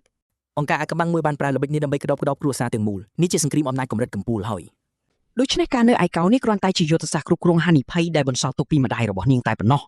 កំឡោះយើងក្តាប់ដៃយ៉ាងណែនទីបំផុតបានយល់ពីទំហំនៃរបួសផ្លូវចិត្តតចំនួនរបស់គ្រួសារមួយនេះម៉ាក់យ៉ានដេរ៉េរងចាំដល់បណ្ដោយឲ្យរឿងដ៏អាក្រក់នេះជ្រាបចូលក្នុងខួរក្បាលគេសិនរួចនាងក៏ដើរចេញព្រមទាំងនិយាយថាសូមស្វាគមន៍មកកាន់គ្រួសារយើងព្យាយាមកុំឲ្យគេសម្លាប់ឲ្យសោះម៉ាក់យ៉ានដេរ៉េបំរុងនឹងដើរចេញទៅហើយប៉ុន្តែកំឡោះយើងមើលទៅហាក់ដូចជារៀបចំបង្កើតបញ្ហាថ្មីមួយទៀតអញ្ចឹងមេវិជាការទម្លាក់ភ្នែកសម្លឹងគេដោយដឹងច្បាស់ថាគេប្រកាសជានិយាយអ្វីមួយដែលអាចធ្វើឲ្យគេស្លាប់មិនខានម៉ាក់យ៉ានដេរ៉េងាកមកវិញសួរថាតើគេដោះសាររួចហើយឬនៅនាងមិនទាន់ត្រៀមខ្លួនរួចរាល់សម្រាប់បញ្ហាដែលគេរៀបនឹងបង្កើតនោះទេនាងទាំងនិយាយឡើងចេញដោយសួរថាគេទៅតែនិយាយអ្វីមែនហើយគេពិតជាមិនបានសុំទោសចំពោះវត្តមានរបស់គេឡើយមេបញ្ជាការព្យាយាមចូលឃាត់ដោយប្រាប់ឲ្យគេឆាប់សុំទោសទៅមុនពេលគេត្រូវបណ្តេញចេញឬត្រូវគេសម្លាប់ចោលកំឡោះយើងនៅតែរឹងរូសដែលសួរថានាងឈប់ដោះសាររឿងធ្វើបាបកូនខ្លួនឯងហើយឬនៅគេជ្រើសរើសយកការប្រឆាំងហើយគេរីគុណនាងចំរឿងបង្ខំសៀណាឲ្យរៀនក្បាច់គុណរោគចិត្តហើយថែមទាំងបោះបង់នាងចោលដោយសាររឿងនេះទៀតបុរសយើងកំពុងនិយាយការពិតអ៊ីមចូលទៅគៀកមុខនាងដោយសួរថាតើព្រះនាងយ៉ានដេរ៉េធ្លាប់មានជំរឿសនៅក្នុងជីវិតរបស់យ៉ាប់យូនីដែរឬទេពេលនេះគេកំពុងស្រែកសួរថាតើនាងដឹងថាកូនស្រីចង់បានអ្វីដែរទេបុរសយើងកំពុងតវ៉ាដណ្ដើមសិទ្ធិមើលថែហើ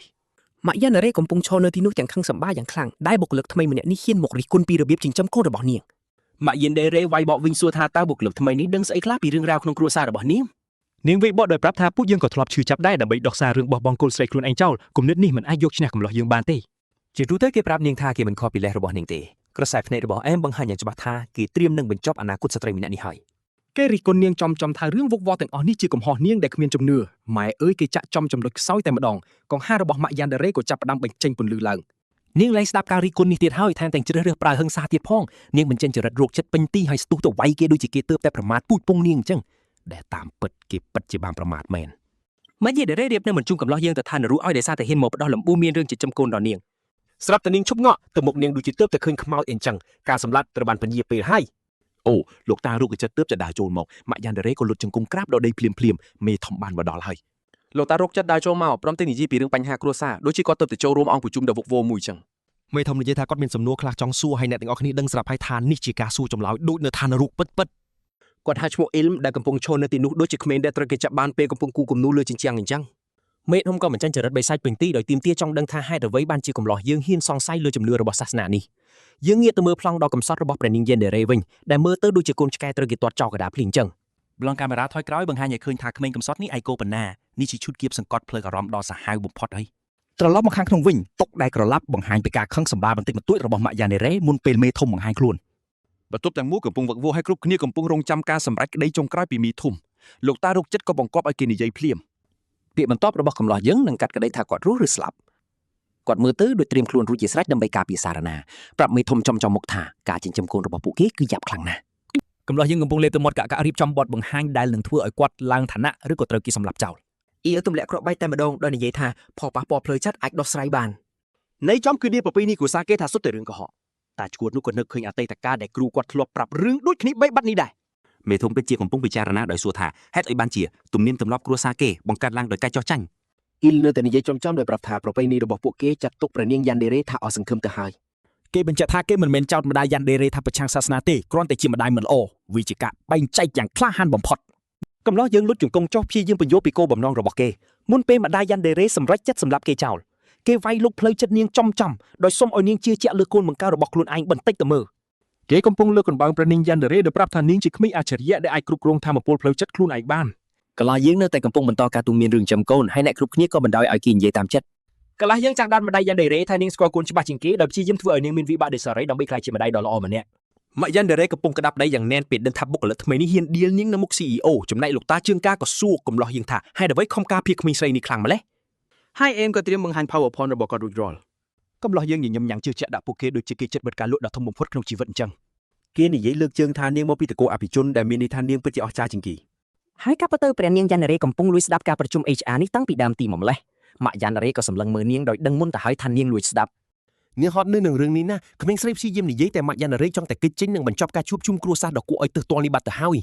យភ្នែកនាងយ៉ាន់ដេរ៉េសួរថាតើនាងនឹងត្រូវគេទុកចោលទៀតមែនទេទីបំផុតក្មេងស្រីក៏ហ៊ានតបតដោយនិយាយយ៉ាងដាច់អហង្ការថានាងព្រមហើយនាងបានជ្រើសរើសនៅជាមួយអ្នកមើលថែថ្មីជាជាងម៉ាក់ជើងកាងរបស់នាងយើងឃើញត្រឡប់ទៅអតីតកាលពីម៉ាក់យ៉ាន់ដេរ៉េនៅក្មេងសន្យាថានឹងញ៉ាំបន្លែនិងខំប្រឹងហ្វឹកហាត់នេះជាគំនាបផ្លូវចិត្តតាំងពីជំនាន់មុនមកម្ល៉េះម៉ាក់យ៉ាន់ដេរ៉េពេលនៅក្មេងធ្លាប់ត្រូវម្ដាយស្ដីបន្ទោសយ៉ាងខ្លាំងដូចគ្នាវាជាខ្សែជីវិតដែលបន្តគ្នាតែពោពេញដោយភាពខួខើជាងមុនយាយយ៉ាន់ដេរ៉េប្រាប់នាងឲ្យខំព្រានហើយក្មេងស្រីគ្រាន់តែញញឹមដោយមិនដឹងពីច្បាប់ HR គ្រួសារដ៏តឹងរឹងនេះសោះអ្នកតាពីរដើរចេញទៅមើលទៅហាក់ដូចជាគ្រួសារធម្មតាមួយអញ្ចឹងគ្រាន់តែស្ទើរតែដូចប៉ុណ្ណោះត្រឡប់មកបច្ចុប្បន្នម៉ាក់យ៉ាន់ដេរ៉េកំពុងតាមសម្អាតរឿងរបស់នាងស្របពេលដែលកន្លោះយើងទទួលបានការវាតម្លៃការងារចុងក្រោយពីមេលោកប៉ាជើងកាងនិយាយត្រង់តែម្ដងព្រះនាងយ៉ាន់ដេរ៉េបានជ្រើសរើសគេហើយមិនអាចដកពាក្យវិញបានទេមេបានប្រមានគេថាក្តីស្រឡាញ់របស់ព្រះនាងយ៉ាន់ដេរ៉េនេះអាចធ្វើឲ្យគេស្លាប់បានយ៉ាងងាយយើងពិតជាឃើញវាមែនអ៊ីមចុងសក់ឲ្យប្រាប់ថានាងមិនធ្វើបាបគេទេការលាក់កំបាំងខ្លួនឯងរបស់គេពិតជាខ្លាំងជាងចិត្តចង់រស់ទៅទៀតគេនៅតែបដិញ្ញាទ្រាំទ្រវាទោះបីជានាងប៉ុនប៉ងសម្រាប់គេក៏ដោយបរិះងប់ងន់ម្នាក់នេះបានយល់ព្រមទទួលយកលក្ខខណ្ឌជាផ្លូវការហើយលោកតាជើងកាងអស់សំណើចនឹងរឿងនេះដោយប្រាប់ថាឯងត្រៀមខ្លួនស្លាប់ទៅលោកតាជើងកាងក៏សរសើរដែលកំឡោះយើងហ៊ានរិះគន់ការចិញ្ចឹមកូនដ៏ឈ្គូកលីលារបស់កូនស្រីគាត់ហើយមេបញ្ជាការនោះក៏ទីងសក់គេប្រហែលជាវិធីអរគុណរបស់នាងសម្រាប់បញ្ហា HR នេះហើយកំឡោះយើងគ្រាន់តែគិតថាគេនៅរស់ពីការវាយតម្លៃការងារម្ដងនេះដោយមិនត្រូវគេសម្លាប់មេបញ្ជាក់ថាកំឡោះយើងទើបតែទទួលបានសម្ព័ន្ធមិត្តពេញមួយជីវិតជាមួយគ្រួសារជើងកាងនេះយើងរំលងពេលបន្តិចព្រោះគ្រប់គ្នាត្រូវការពេល 2-3 ថ្ងៃដើម្បីសម្រាកពីការជួបជុំគ្រួសារនោះហើយក៏ត្រឡប់មកការវឹកហាត់នរុនេះវិញខណៈដែលមេបញ្ជាការកំពុងលើកទម្ងន់កម្ដៅសាច់ដុំកំឡោះយើងកំពុងគិតពីភាពស្ងប់ស្ងាត់ស្រាប់តែព្រះនាងយ៉ាន់ដេរ៉េដែលតាមដានគេបានបង្ហាញខ្លួនយ៉ាងអស្ចារ្យព្រះនាងយ៉ាន់ដេរ៉េស្ទុះទៅអោបគេភ្លាមហើយមេបញ្ជាការគ្រាន់តែឈោមើលដោយធុញទ្រាន់នឹងការងារមើលក្មេងនេះកំឡោះយើងឥឡូវខ្លាចជាអ្នកមើលក្មេងដោយសួរក្មេងស្រីជើងកាងនោះថាបានធ្វើកិច្ចការផ្ទះទីព្រះនាងយ៉ាន់ដេរ៉េញញឹមបិទមាត់មិនចិត្តហើយកំឡោះយើងមានអារម្មណ៍ពេញចិត្តនឹងការក្តោបក្តាប់គ្រួសាររបស់នាងបានសមប្រកបព្រះនាងយ៉ាន់ដេរ៉េបញ្យល់ថាសូម្បីតែក្នុងក្រុមឃាតករក៏ការធ្វើបាបកុមារជារឿងដែលមិនអាចទទួលយកបានដែរនាងនិយាយថាពេលវេលាដ៏ល្អនេះជាអ្វីតែមួយគត់ដែលជួយនាងមិនឲ្យខ្លាចជាមនុស្សឈួតមួយរំពេចនោះនាងក៏ត្រឡប់ជាក្មេងស្រីដ៏រីករាយដោយសួរនាំពីការងារគេអារម្មណ៍នាងប្រែប្រួលលឿនណាស់កន្លះយើងក៏នឹកឃើញពីកាដូដែលស្ទើរតែធ្វើឲ្យគេស្លាប់នោះដល់ពេលបំពេញបេសកកម្មយកចិត្តទៅគេទាញកសៀតសក់ចេញមកឲ្យប្រាប់ថាបានទិញវាពេលទៅធ្វើការនៅក្រៅកន្លះយើងពិតជាប្រកែណាស់ព្រះនាងយ៉ាន់ដេរ៉េចាប់អារម្មណ៍នឹងរបស់លេងថ្មីដ៏ភ្លឺភ្លេចនោះការវិនិយោគយកចិត្តនេះទទួលបានផលហើយនាងសៀតវាលើសក់ភ្លាមតែមិនស៊ូច្រើននាងបានកំណត់ទឹកដីរបស់ខ្លួនទៅហើយ នាងកាន់ប្រអប់នោះជាប់ដូចជារបស់ស័ក្តិសិទ្ធិហើយអៀនព្រាននឹងកដោថ្មីនេះណាកំឡោះយើងដាស់នាងពីការសម័យហើយនាងក៏អៀនឡើងក៏ហមមុខ មេបញ្ជាការលួចមួយសកម្មភាពនេះគណៈកំឡោះយើងគិតថាព្រះនាងយ៉ាន់ដេរេលេងអីទៀតហើយនឹងហើយគិតទៅ កាលមួយក្មេងត្រូវបានរំខានដោយភ្ញៀវជាច្រើនទៀតគេមកបានសម្រាប់ទេហើយបុរសរវេរីនោះក៏ត្រឡប់មកជាមួយមិត្តភក្តិនាធំម្នាក់ ព្រមជាងការកាន់តារីធំហើយបុរសចំនួនថ្មីឈ្មោះបងធំបានសួរនាំពួកគាត់ថាហេតុអីមិត្តគេនៅទីនេះខណៈដែលគេជាអ្នកត្រូវធ្វើការងារ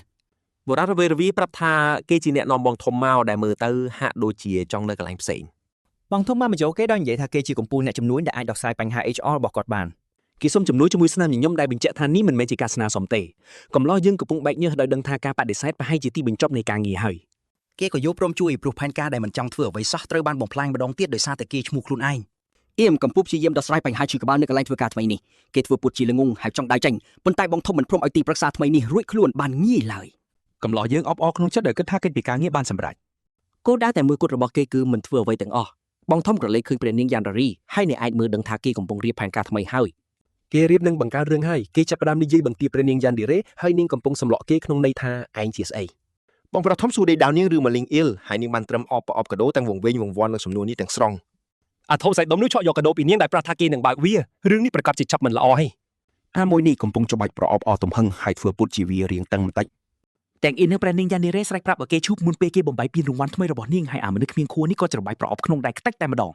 ចរិតថោកទាបមែនខួរក្បាលព្រះនាងយ៉ាន់ដេរេគាំងលែងដំណើរការហើយភាពស្ងប់ស្ងាត់មុនពេលព្យុះសរសៃប្រសាទបានបញ្ចប់ជាផ្លូវការ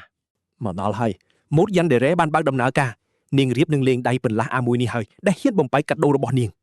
កំឡោះយើងប្រញាប់ខ្ទប់មាត់យ៉ាន់ដេរេភ្លាមៗមុនពេលនាងចាប់ផ្ដើមសម្លាប់គេដោយសារតែប្រអប់មួយនឹង បងប្រុសធំសុំទោសខណៈអ៊ីលមកព្យាយាមលួងលោមក្មេងកាចនោះហើយបងប្រុសថងសៃបានត្រឹមឈរសម្លក់ពីក្រោយ មកចោលសក់មិនអីទេតែបងប្រុសធំសួរពីវាប្រៀបដូចជាសួរថាឡានមិនអីទេមែនទេបន្ទាប់ពីបើកបោកឆ្កែគេអញ្ចឹងអ៊ីលហូចំចូលសក់ឲ្យវិញយ៉ាងព្យាយាមនិយាយលួងលោមព្រះនាងយ៉ាន់ដេរេកុំឲ្យសម្លាប់គេនាងទទួលយកមកចូលសក់ហើយមួយសន្ទុះកំហឹងឈួតលីលីក៏បញ្ឈប់ជំនួសដោយការកាន់ដៃគ្នាយ៉ាងផ្អែមល្ហែមយ៉ាន់ដេរេនៅតែយំខឹងរឿងប្រអប់ដែលគេឲ្យនាងជាងកដោខាងក្នុងទៅទៀតភ្លើអារម្មណ៍ពិតជាសំខាន់ណាស់អ្នកទាំងអស់គ្នាកំឡោះយើងទីងនាងមកអោបស្របពេលបងប្រុសធំសរសើរពីទំនាក់ទំនងពិសេសរបស់ពួកគេមែនហើយនេះគេហៅថាចាប់ចម្រិតតា មេបញ្ជាការចូលមកគាត់ដោយប្រាប់បងប្អូនឈ្គូទាំងពីរឲ្យចេញទៅក្រោយមុនពេលរឿងរ៉ាវកាន់តែយ៉ាប់យឺនជាងនេះ បងប្រុសធំដើរចេញទាំងសុំទោសជំនួសដៃគូយ៉ាងខ្លាំងហើយសន្យាថានឹងត្រឡប់មកវិញប្រុសម្នាក់នេះមិនយល់សាច់រឿងសោះ អ៊ីញញឹមហើយជួងពរពួកគេតែក្នុងចិត្តអង្វរកុំឲ្យពួកគេត្រឡប់មកវិញអីស្នាមញញឹមការទូតគឺជាអាវុធដ៏មានឥទ្ធិពលបងប្រុសសង្ស័យកំពុងគិតថាបងប្រុសធំស្លូតជាងអ្វីដែលគាត់រំពឹងទុកទៅទៀតមែនហើយអាម្នាក់ដែលទើបតែកំតិចកដោក្មេងពិតជាធម្មតាណាស់ហើយភ្លាមនោះបងប្រុសសង្ស័យក៏ជាថាបងប្រុសធំជាមនុស្សល្ងង់ដែលមិនព្រមប្រើហិង្សាតែម្ដង អាចង្រៃនេះគ្រាន់តែសាក់លបងគេប៉ុណ្ណោះកំឡោះយើងកំពុងព្យាយាមប្រដៅព្រះនាងយ៉ាន់ដេរេដោយប្រាប់នាងកុំឲ្យជេរអាមនុស្សគ្មានខួរនោះចំមុខពេក ហើយប្រកាសណាបងប្រុសធំលឺទាំងអស់ការខិតខំទប់ទល់ស្ថានភាពរបស់កំឡោះយើងបារាជ័យទាំងស្រុងតែម្ដងបងប្អូនឈ្គួតទាំងនោះនៅតែដើរវេវុកនៅឡើយហើយបងប្រុសធំកំពុងងាកមកវិញត្រៀមចាប់ផ្ដើមឈុតនរកទឹកទី2ហើយបងប្រុសធំសួរគេថាឯងនិយាយថាម៉េចមិញព្រមទាំងញញឹមដូចឃាតករតគ្នាហ្នឹងហើយគេប្រកាសជាមិនស្លូតទេមេវិជាការកំពុងភ័យស្រន់ស្លូដោយប្រាប់ឲ្យអ៊ីលម៉ាចគ្រប់គ្រងយ៉ាន់ដេរេរបស់គេមុនពេលនាងនាំឲ្យពួកគេស្លាប់ទាំងអស់គ្នាអ៊ីលបាច់ញ៉ាំពុនក្រពូតព្យាយាមបង្ខំព្រះនាងយ៉ាន់ដេរេឲ្យសំទោសដែលហ៊ាននិយាយការពិតពីមនុស្សលងងនោះ បងប្រុសសង្ស័យឲ្យដំបូងមានយ៉ាងឆ្លាតវៃថាគ្រាន់តែបិទមាត់នាងទៅហើយកំឡោះយើងក៏យល់ព្រមភ្លាម ការសហការគ្នានៅមុនភាពជោគជ័យ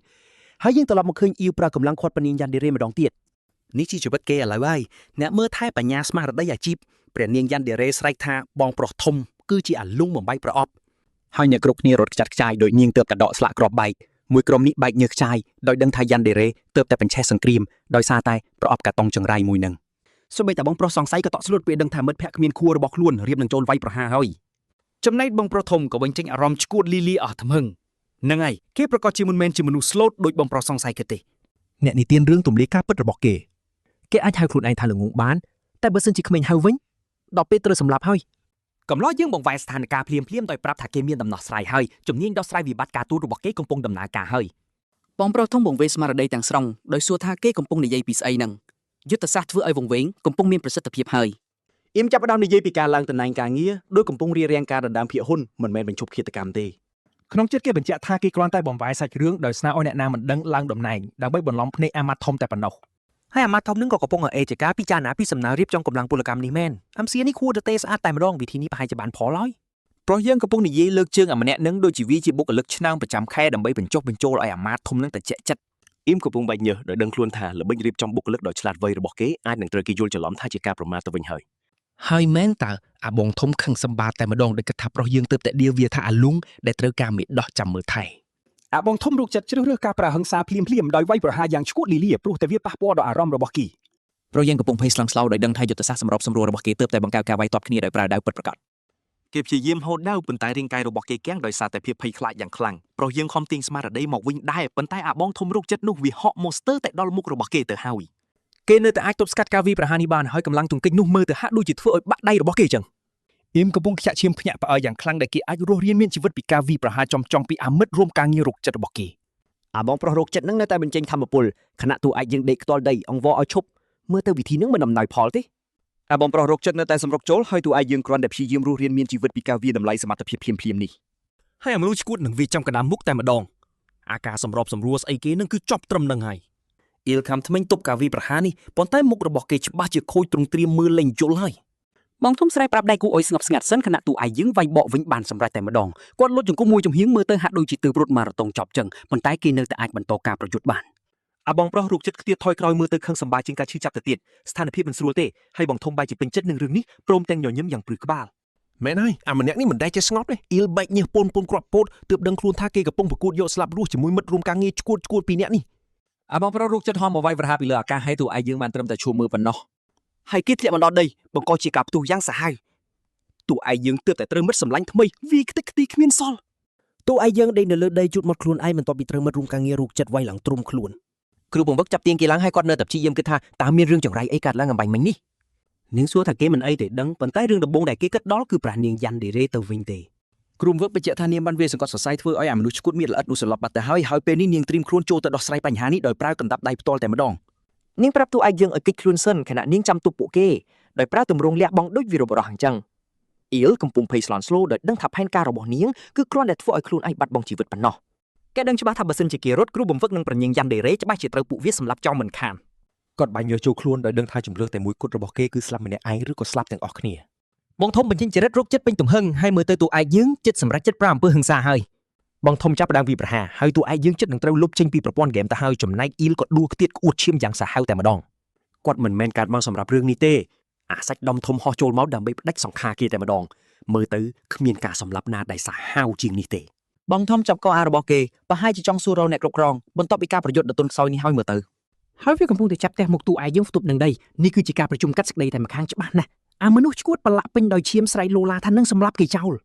មែនហើយវាមិនស្ងប់ស្ងាត់ពិតមែនតួឯកយើងដេកហ៊ូឈាមលើដីប៉ុន្តែគេបែកជាញញឹមចុងមាត់ដូចជាទើបតែបើកកាតអន្ទាក់បានសម្រេចអញ្ចឹង អ៊ីលចាប់កាន់ដាវរបស់គេហើយមើលទៅឥទ្ធិពលនៃធម្មពលរោគចិត្តចាប់ផ្ដើមបញ្ចេញឫទ្ធិហើយ គាត់ក្រោកចូលឡើងរៀបចំនិយាយឌឺដងបន្តិចសិនមុនពេលត្រឡប់ទៅត្រូវគេវាយសន្លប់ម្ដងទៀតគេស្រែកហៅឈ្មោះពេញរបស់អាមនុស្សសាច់ដុំធំនោះតែម្ដង អូហូគេរៀបនឹងទម្លីអត្តគប់ពីកំរៀងកំហែងហើយតួឯកយើងសកត់បងធំជាប់ហើយសួរថាតើវាមានទេដែលគេគួរនិយាយជាមួយនោះ ស្ថានភាពអំណាចដើមផ្លាស់ប្ដូរជាផ្លូវការហើយអ៊ីលបោះសម្ដីសួរថាឯងលំងមែនទេធ្វើឲ្យអាសាច់ដុំធំនឹងភ័យញ័រខ្លួននឹងភាពជឿជាក់ភ្លាមៗនេះ បងធំខឹងយ៉ាងខ្លាំងប៉ុន្តែអ៊ីលសម្លឹងមើលបែបឌឺដងឲ្យចុះមកលបងមើលចរិតរោគចិត្តរបស់តួឯកយើងបានបង្ហាញចេញមកហើយពេលនេះអាបងប្រុសរោគចិត្តកំពុងតែឈួតវង្វេងស្រែកលោឡាថានឹងសម្លាប់គេឲ្យបានភាពស្មោះត្រង់របស់អាមួយនេះគឺសាហាវមែនទែន គ្រូបង្វឹកកំពុងស្រែកប្រាប់តួឯកយើងឲ្យរត់ដោយដឹងច្បាស់ថាគេចិត្តនឹងត្រូវសម្លាប់ចោលទៅហើយ អាបងប្រុសរោគចិត្តស្ទុះចូលមកយ៉ាងលឿនហើយតួឯកយើងចិត្តនឹងបានស្គាល់ហើយថាការបំពេញច្បាប់ដ៏ពិតប្រាកដគឺវាបែបណា គ្រូបង្វឹកត្រូវរងគ្រោះដោយសារការព្យាយាមការពារគេនាងគឺជាមេគឺដ៏ល្អបំផុតនិងអាក្រក់បំផុតជាផ្លូវការតែម្ដងតួឯកយើងដាក់ដៃលើស្មារបស់នាងមើលទៅហាក់ដូចជាគេរៀបនឹងធ្វើរឿងដ៏ល្ងង់ខ្លៅបំផុតឬក៏ក្លាហានបំផុតមិនខាន គេប្រាប់នាងឲ្យសម្រាកសិនហើយឈិនជើងចូលទៅដោះស្រាយជាមួយអាឈួតនេះដោយខ្លួនឯងពេលនេះតួឯកយើងមានចរិតជាវីរបុរសបាត់ទៅហើយ អ៊ីលព្យាយាមរត់គេចខ្លួនដើម្បីទាក់ទាញអាមនុស្សឈួតនោះឲ្យចេញឆ្ងាយពីអ្នកដទៃការដេញតាមបានចាប់ផ្ដើមហើយ តួឯកយើងកំពុងនិយាយម្នាក់ឯងពីផែនការដ៏ឆ្លាតវៃក្នុងការរត់គេចដោយសង្ឃឹមថានឹងអាចអូសទាញអាឈួតនោះឲ្យរត់តាមដោយឥតប្រយោជន៍ អាបងប្រុសរោគចិត្តចុះមកដល់ដីដូចវីរបុរសធ្វើឲ្យដីប្រេះស្រាំដើម្បីតែអួតប៉ុណ្ណោះអាឈួតនេះកំពុងស្ថិតនៅកម្រិតខឹងសម្បាខ្លាំងមើលទៅដូចជារៀបនឹងបញ្ចប់ជីវិតតួឯកយើងអញ្ចឹង ហើយវាក៏បញ្ចេញការវាយប្រហារដ៏ធំធ្វើឲ្យអ៊ីលហោះខ្ទាតចេញទៅយុទ្ធសាស្ត្ររត់គេចគឺចប់ទាំងនឹងអ៊ីលក៏លេចមើលទៅក្រោយឃើញដើមឈើមួយដើមត្រូវកំទេចមាត់តែម្ដងមែនហើយគោលដៅពិតប្រាកដគឺមុខរបស់គេតើតួឯកយើងបែកញើសពន់គ្រាប់ពោតទើបដឹងថាគេកំពុងស្ថិតក្នុងការប្រយុទ្ធដែលហួសពីសមត្ថភាពរបស់ខ្លួន អាបងប្រុសរូបចិត្តហោះចូលមកដើម្បីផ្ដាច់សង្ខារតែម្ដងតួឯកយើងរៀបនឹងត្រូវលុបចោលទៅហើយស្រាប់តែមេក្រុមចៅដែលគេទើបនឹងជួលហោះចូលមកជួយសង្គ្រោះទាន់ពេលបុគ្គលិកចំណូលថ្មីចាប់ផ្ដើមធ្វើការថែមម៉ោងបាត់ទៅហើយមេក្រុមចៅកំពុងស្រែកសួរគេយ៉ាងខ្លាំងខាតើឯងមានផែនការចម្រៃអីឲ្យប្រកាសទៅ ជាសំណួរដ៏ត្រឹមត្រូវមួយតួឯកយើងហៅគាត់ថាលោកគ្រូ ហើយមើលទៅកូនឈ្នួលក្រុមចៅថ្មីនេះក៏ជាគ្រូវិជ្ជាគុណថ្មីរបស់គេផងដែរ មេក្រុមចៅស្រ័យប្រាប់តួឯងយើងឲ្យរត់ខណៈដែលអ៊ីលកំពុងតែរត់បាត់ជើងសោព្រាតសម្ដៅទៅទីទួលបាត់ទៅហើយ គាត់កំពុងរត់យកប្រាអាយុទើបតែយកដំណួរនេះរបស់លោកគ្រូថ្មីមកអនុវត្តជាការពិតម្ដងនេះឯង សមាជិកក្រុមចៅដែលនៅសល់បានបង្ហាញខ្លួនដើម្បីស៊ីប្រាក់ខែដោយលោតចូលទៅវាយពួកអាឆ្កួតផ្សេងទៀត មេក្រុមចៅគិតថាមានតែតួឯងយើងទេដែលអាចលួងអាឆ្កួតនេះឲ្យស្ងប់បានលោកអើយគេនេះហើយជាអ្នកចាប់ផ្ដើមរឿងរញ៉េរញ៉ៃនេះ អប្ររោគចិត្តកំពុងវាយសមាជិកថ្មីឡើងខ្ទេចខណៈមេក្រុមចៅដឹងថាត្រូវទីងគោលដៅវាយប្រហារមករកខ្លួនវិញ មេក្រុមចៅបានត្រៀមខ្លួនរួចរាល់ដើម្បីចាប់ផ្ដើមថ្ងៃដំបូងក្នុងនាមជាអ្នកចាប់មនុស្សឆ្កួតអាជីព អប្ររោគចិត្តនោះបានលូតតយ៉ាងខ្លាំងបំរុងនឹងបញ្ជូនសមាជិកថ្មីម្នាក់ឲ្យទៅកាន់យមលោកតែម្ដងមេក្រុមចៅរាងការវាយប្រហារឲ្យជេរអាឆ្កួតនោះថាអាលងុំចំមុខអប្ររោគចិត្តសួរថាម៉េចមកធ្វើបាបមនុស្សដែលគ្មានកំហុស ការមិនដឹងខ្លួនឯងពិតជាគួរឲ្យហួសចិត្តមែនកំឡោះយើងឈប់រត់ហើយស្រែកដាក់អាឆ្កួតនោះដើម្បីទាញចំណាប់អារម្មណ៍មកកាន់ខ្លួនវិញដោយតួទប់ទល់ក្នុងហ្គេមអញ្ចឹង កម្លាយើងមានមោទនភាពចំពោះខ្លួនឯងដែលទាញចំណាប់អារម្មណ៍បានសម្រេចគាត់គិតថានេះគឺជាហ្គេមវាយប្រហារមួយអញ្ចឹង អប្ររោគចិត្តកំពុងនិយាយតែឯងពីរបៀបទុកឲ្យសមាជិកថ្មីរវល់ខណៈពេលដែលគេទៅចាត់ការអើម ហើយផែនការដ៏អស្ចារ្យរបស់គេគឺគ្រាន់តែគប់ដាវចេញទៅដូចជាគ្រាប់មីស៊ីលតែម្ដង អាឆ្កួតនោះពិតជាបានគប់ដៅមែនហើយកំឡោះយើងកំពុងដឹងថាផែនការរត់គេចរបស់ខ្លួនមានចម្លោះប្រហោងហើយអ៊ីមកំពុងឃើញជីវិតខ្លួនឯងភ្លឺភ្លេងនៅមុខភ្នែកខណៈដាវឆ្កួតនោះហោះសម្ដៅមករកគេកំឡោះយើងកំពុងគិតថារឿងនេះមិនមែនស្ថិតក្នុងផែនការទាល់តែសោះ ច្បាស់ណាស់ដាវធ្លាក់បុកដីបង្កជាការផ្ទុះយ៉ាងធំវាហាក់ដូចជាធ្វើលើសពេកហើយ បងប្រុសធំកំពុងស្រែកហៅដៃគូខ្លួនប្រហែលជាដឹងថាមិត្តរបស់គេទៅតែបាត់បង់ស្មារតីហើយ អប្រុសរោគចិត្តកំពុងចូលថ្មឹងទីនោះមើលទៅដូចជាគួរក្បាលគេទៅតែដើរឡើងវិញបន្ទាប់ពីការខឹងសម្បារួច អ៊ីមចូលមកសម្របសម្រួលដោយប្រាប់គ្រប់គ្នាឲ្យស្ងប់ស្ងាត់ធ្វើដូចជាគេមិនបានបង្កបញ្ហានេះអញ្ចឹង កន្លោះយើងកំពុងជួបយើងមុខដោយគិតថាគេពិតជាអាចនិយាយលួងលោមអាឆ្កួតនោះឲ្យឈប់សម្លាប់គេបានមែនហើយយើងក៏ឃើញអតីតកាលពេលនរណាម្នាក់ទទួលការវាយតម្លៃការងារដ៏សាហាវព្រមទាំងមានអូរ៉ារោគចិត្តទៀតផងលោកដារោគចិត្តកំពុងទាញសក់ខ្លួនឯងមើលទៅដូចជារៀបនឹងដាច់សរសៃឈាមដោយសារភាពតានតឹងខ្លាំងពេកមេធំរៀបនឹងប្រហារជីវិតនរណាម្នាក់ជាមួយដាវភ្លឺចាញ់ចាំងខណៈអ៊ីមវ័យក្មេងកំពុងឈរមើលហើយគោលដៅនោះគឺជាអាប្រុសរោគចិត្តមុខកាចសាហាវកាលនៅក្មេងអូខេនេះបញ្ជាក់អ្វីៗច្រើនណាស់លោកតារោគចិត្តហៅគេថាជាសឹកច្បងមើលទៅដូចជាគាត់រៀបនឹងសម្លាប់ឆ្កែឆ្កួតរបស់ខ្លួនឯងចឹង មេធំបញ្ជាកូនចៅឲ្យចាប់ចងអាឆ្កួតនោះដែលត្រូវគេចង់ចង្វាក់រួចទៅហើយដូចជាមេធំចុងក្រោយអញ្ចឹង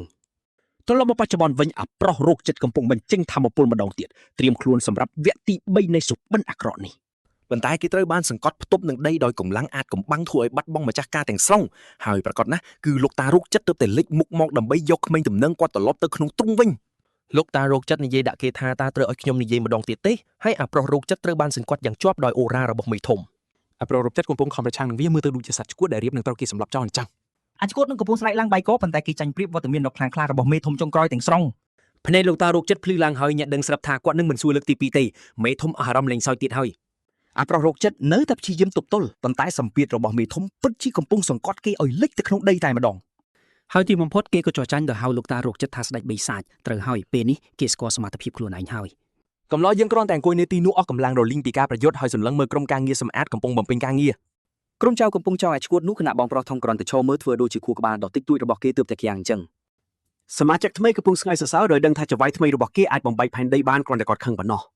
គ្រាន់តែអញ្ចឹងអ្នកនិទានរឿងបញ្ជាក់ថាកំហឹងអាឆ្កួតនោះបានបញ្ចប់ហើយល្មមដល់ពេលធ្វើបាយការហេតុការហើយក ន្លះយើងត្រូវដីលើក្រេបន្ទាប់ពីត្រូវវាយដំខណៈអាប្រុសរូបចិត្តទទួលបានត្រឹមការពិន័យបន្តិចបន្តួចចំពោះការស្ទើរតែសម្លាប់គេទាំងហើយ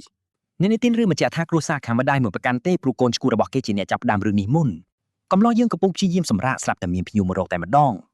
បុរសនេះមិនអាចសម្រាប់បានសោះឡើយគេបង្ហាញទឹកមុខធុញទ្រាន់នឹងរឿងនេះបាត់ទៅហើយតាំងពីពួកវាមិនទាន់ដើរចូលមកដល់ម្លេះហើយនោះគឺគ្រូបង្វឹកដែលរងរបួសដូចគ្នាត្រៀមចាប់ផ្ដើមវគ្គបណ្ដុះបណ្ដាលបុគ្គលិកមួយទៀតនាងប្រាប់ឲ្យគេបើកសៀវភៅខណៈគេកំពុងរំបងរបួសពេញខ្លួនទៅហើយកន្លែងនេះពិតជាគ្មានថ្ងៃឈប់សម្រាកទេកំឡោះយើងព្យាយាមតវ៉ាដែលប្រាប់ថាគេសូម្បីតែកាន់សៀវភៅក៏មិនរួចផងនេះពិតជាការត្អូញត្អែងដ៏សមហេតុផលមែនគ្រូបង្វឹកសួរថាឯងចង់ឲ្យវងជំនួសវិញទេដោយដឹងច្បាស់ថាគេមិនអាចកម្រើកបានគេចោះចាញ់ភ្លាមៗដោយដឹងថាជំរឿតែមួយគឺរៀនឬក៏ត្រូវរងទុក្ខបន្ថែម នេះជាសុបិនអាក្រក់របស់បុគ្គលិកនេះមិនខ្វល់ពីការឈឺចាប់គេទេហើយសួរថាឯងយ៉ាងម៉េចហើយដោយត្រៀមចាប់ដើមមេរៀនតែម្ដងពិតជារោគចិត្តមែនហើយលោកតារោគចិត្តក៏បង្ហាញខ្លួនយ៉ាងសង្ហាដូច្នេះកំឡោះយើងនឹងគ្រូបង្វឹកក៏ចាប់ផ្ដើមភ័យញាប់ញ័រតែម្ដងមេធំប្រាប់បុគ្គលិករងរបួសទាំងពីរឲ្យសម្រាកសិនធ្វើដូចជាគាត់មិនបានឃើញពួកគេត្រូវគេវាយឡើងទុកអញ្ចឹងកន្លះយើងកំពុងបែកញើសព្យាយាមបញ្ចុះបញ្ចូលមេធំថាគេមិនអីទេខណៈមើលទៅដូចជាទើបតែត្រូវម៉ាស៊ីនកាត់ស្មៅគិនពីលើអញ្ចឹងលោកតារោគចិត្តគ្រាន់តែអេពុកចការប្រហែលកំពុងសប្បាយចិត្តដែលបុគ្គលិកគាត់នៅដកដង្ហើមរួចមើលទៅ មេធំប្រាប់ថាគាត់មកទីនេះដើម្បីឲ្យរង្វាន់ដល់កំឡោះយើងដែលរង្វាន់នោះប្រហែលជាមានតែការងារបន្ថែមប៉ុណ្ណោះអ៊ីម៉ុងកំពុងតែភ័យបារម្ភយ៉ាងខ្លាំងនៅក្នុងចិត្តអំពីការទទួលបានប្រាក់រង្វាន់សម្រាប់ការដែលគាត់ស្ទើរតែបាត់បង់ជីវិតបុរសម្នាក់នេះពិតជាមានអាការៈដូចជាអ្នកជំងឺបម្រើការងារក្រុមហ៊ុនមែនហើយរង្វាន់ដែលទទួលបាននោះគឺជាថ្នាំគ្រាប់បីសាច់ដ៏គួរឲ្យខ្លាច ស្ដាប់ទៅវាមិនដូចជាឆ្នាំពើកម្លាំងនោះទេតែវាដូចជារឿងក្តីឡើងតឡាការដែលរងចាំតែពេលផ្ទុះឡើងប៉ុណ្ណោះ ទឹកមុខរបស់បងប្រុសយើងបានស្រប៉ោមភ្លាមៗពេលដែលគាត់ដឹងថារង្វាន់នោះគ្រាន់តែជាការសន្យាដើម្បីឲ្យគាត់ធ្វើការកាន់តែធ្ងន់ធ្ងរជាងមុនតែប៉ុណ្ណោះនេះពិតជាការបោកប្រាស់កេងប្រវ័ញ្ចបែបក្រុមហ៊ុនសុទ្ធសាធតែម្ដង លោកគ្រូបង្វឹកកំពុងតែសម្រត់ទឹកភ្នែកដោយក្តីរំភើបរីករាយហើយបងប្រុសយើងក៏ទើបតែដឹងខ្លួនថាគាត់កំពុងតែជាប់ភុងនៅក្នុងបន្ទប់ជាមួយពួកមនុស្សដែលត្រូវគេលៀងខួរអស់ទៅហើយ លោកតាចិត្តសាហាវបានទម្លាក់គ្រាប់បែកប្រាប់គាត់រឿងមួយទៀតហើយអ្នកទាំងអស់គ្នាប្រកាសជាដឹងហើយថាជោគវាសនាថ្ងៃនេះរបស់បងប្រុសយើងគឺនឹងកាន់តែអាក្រក់ជាងមុនទៅទៀតមិនខាន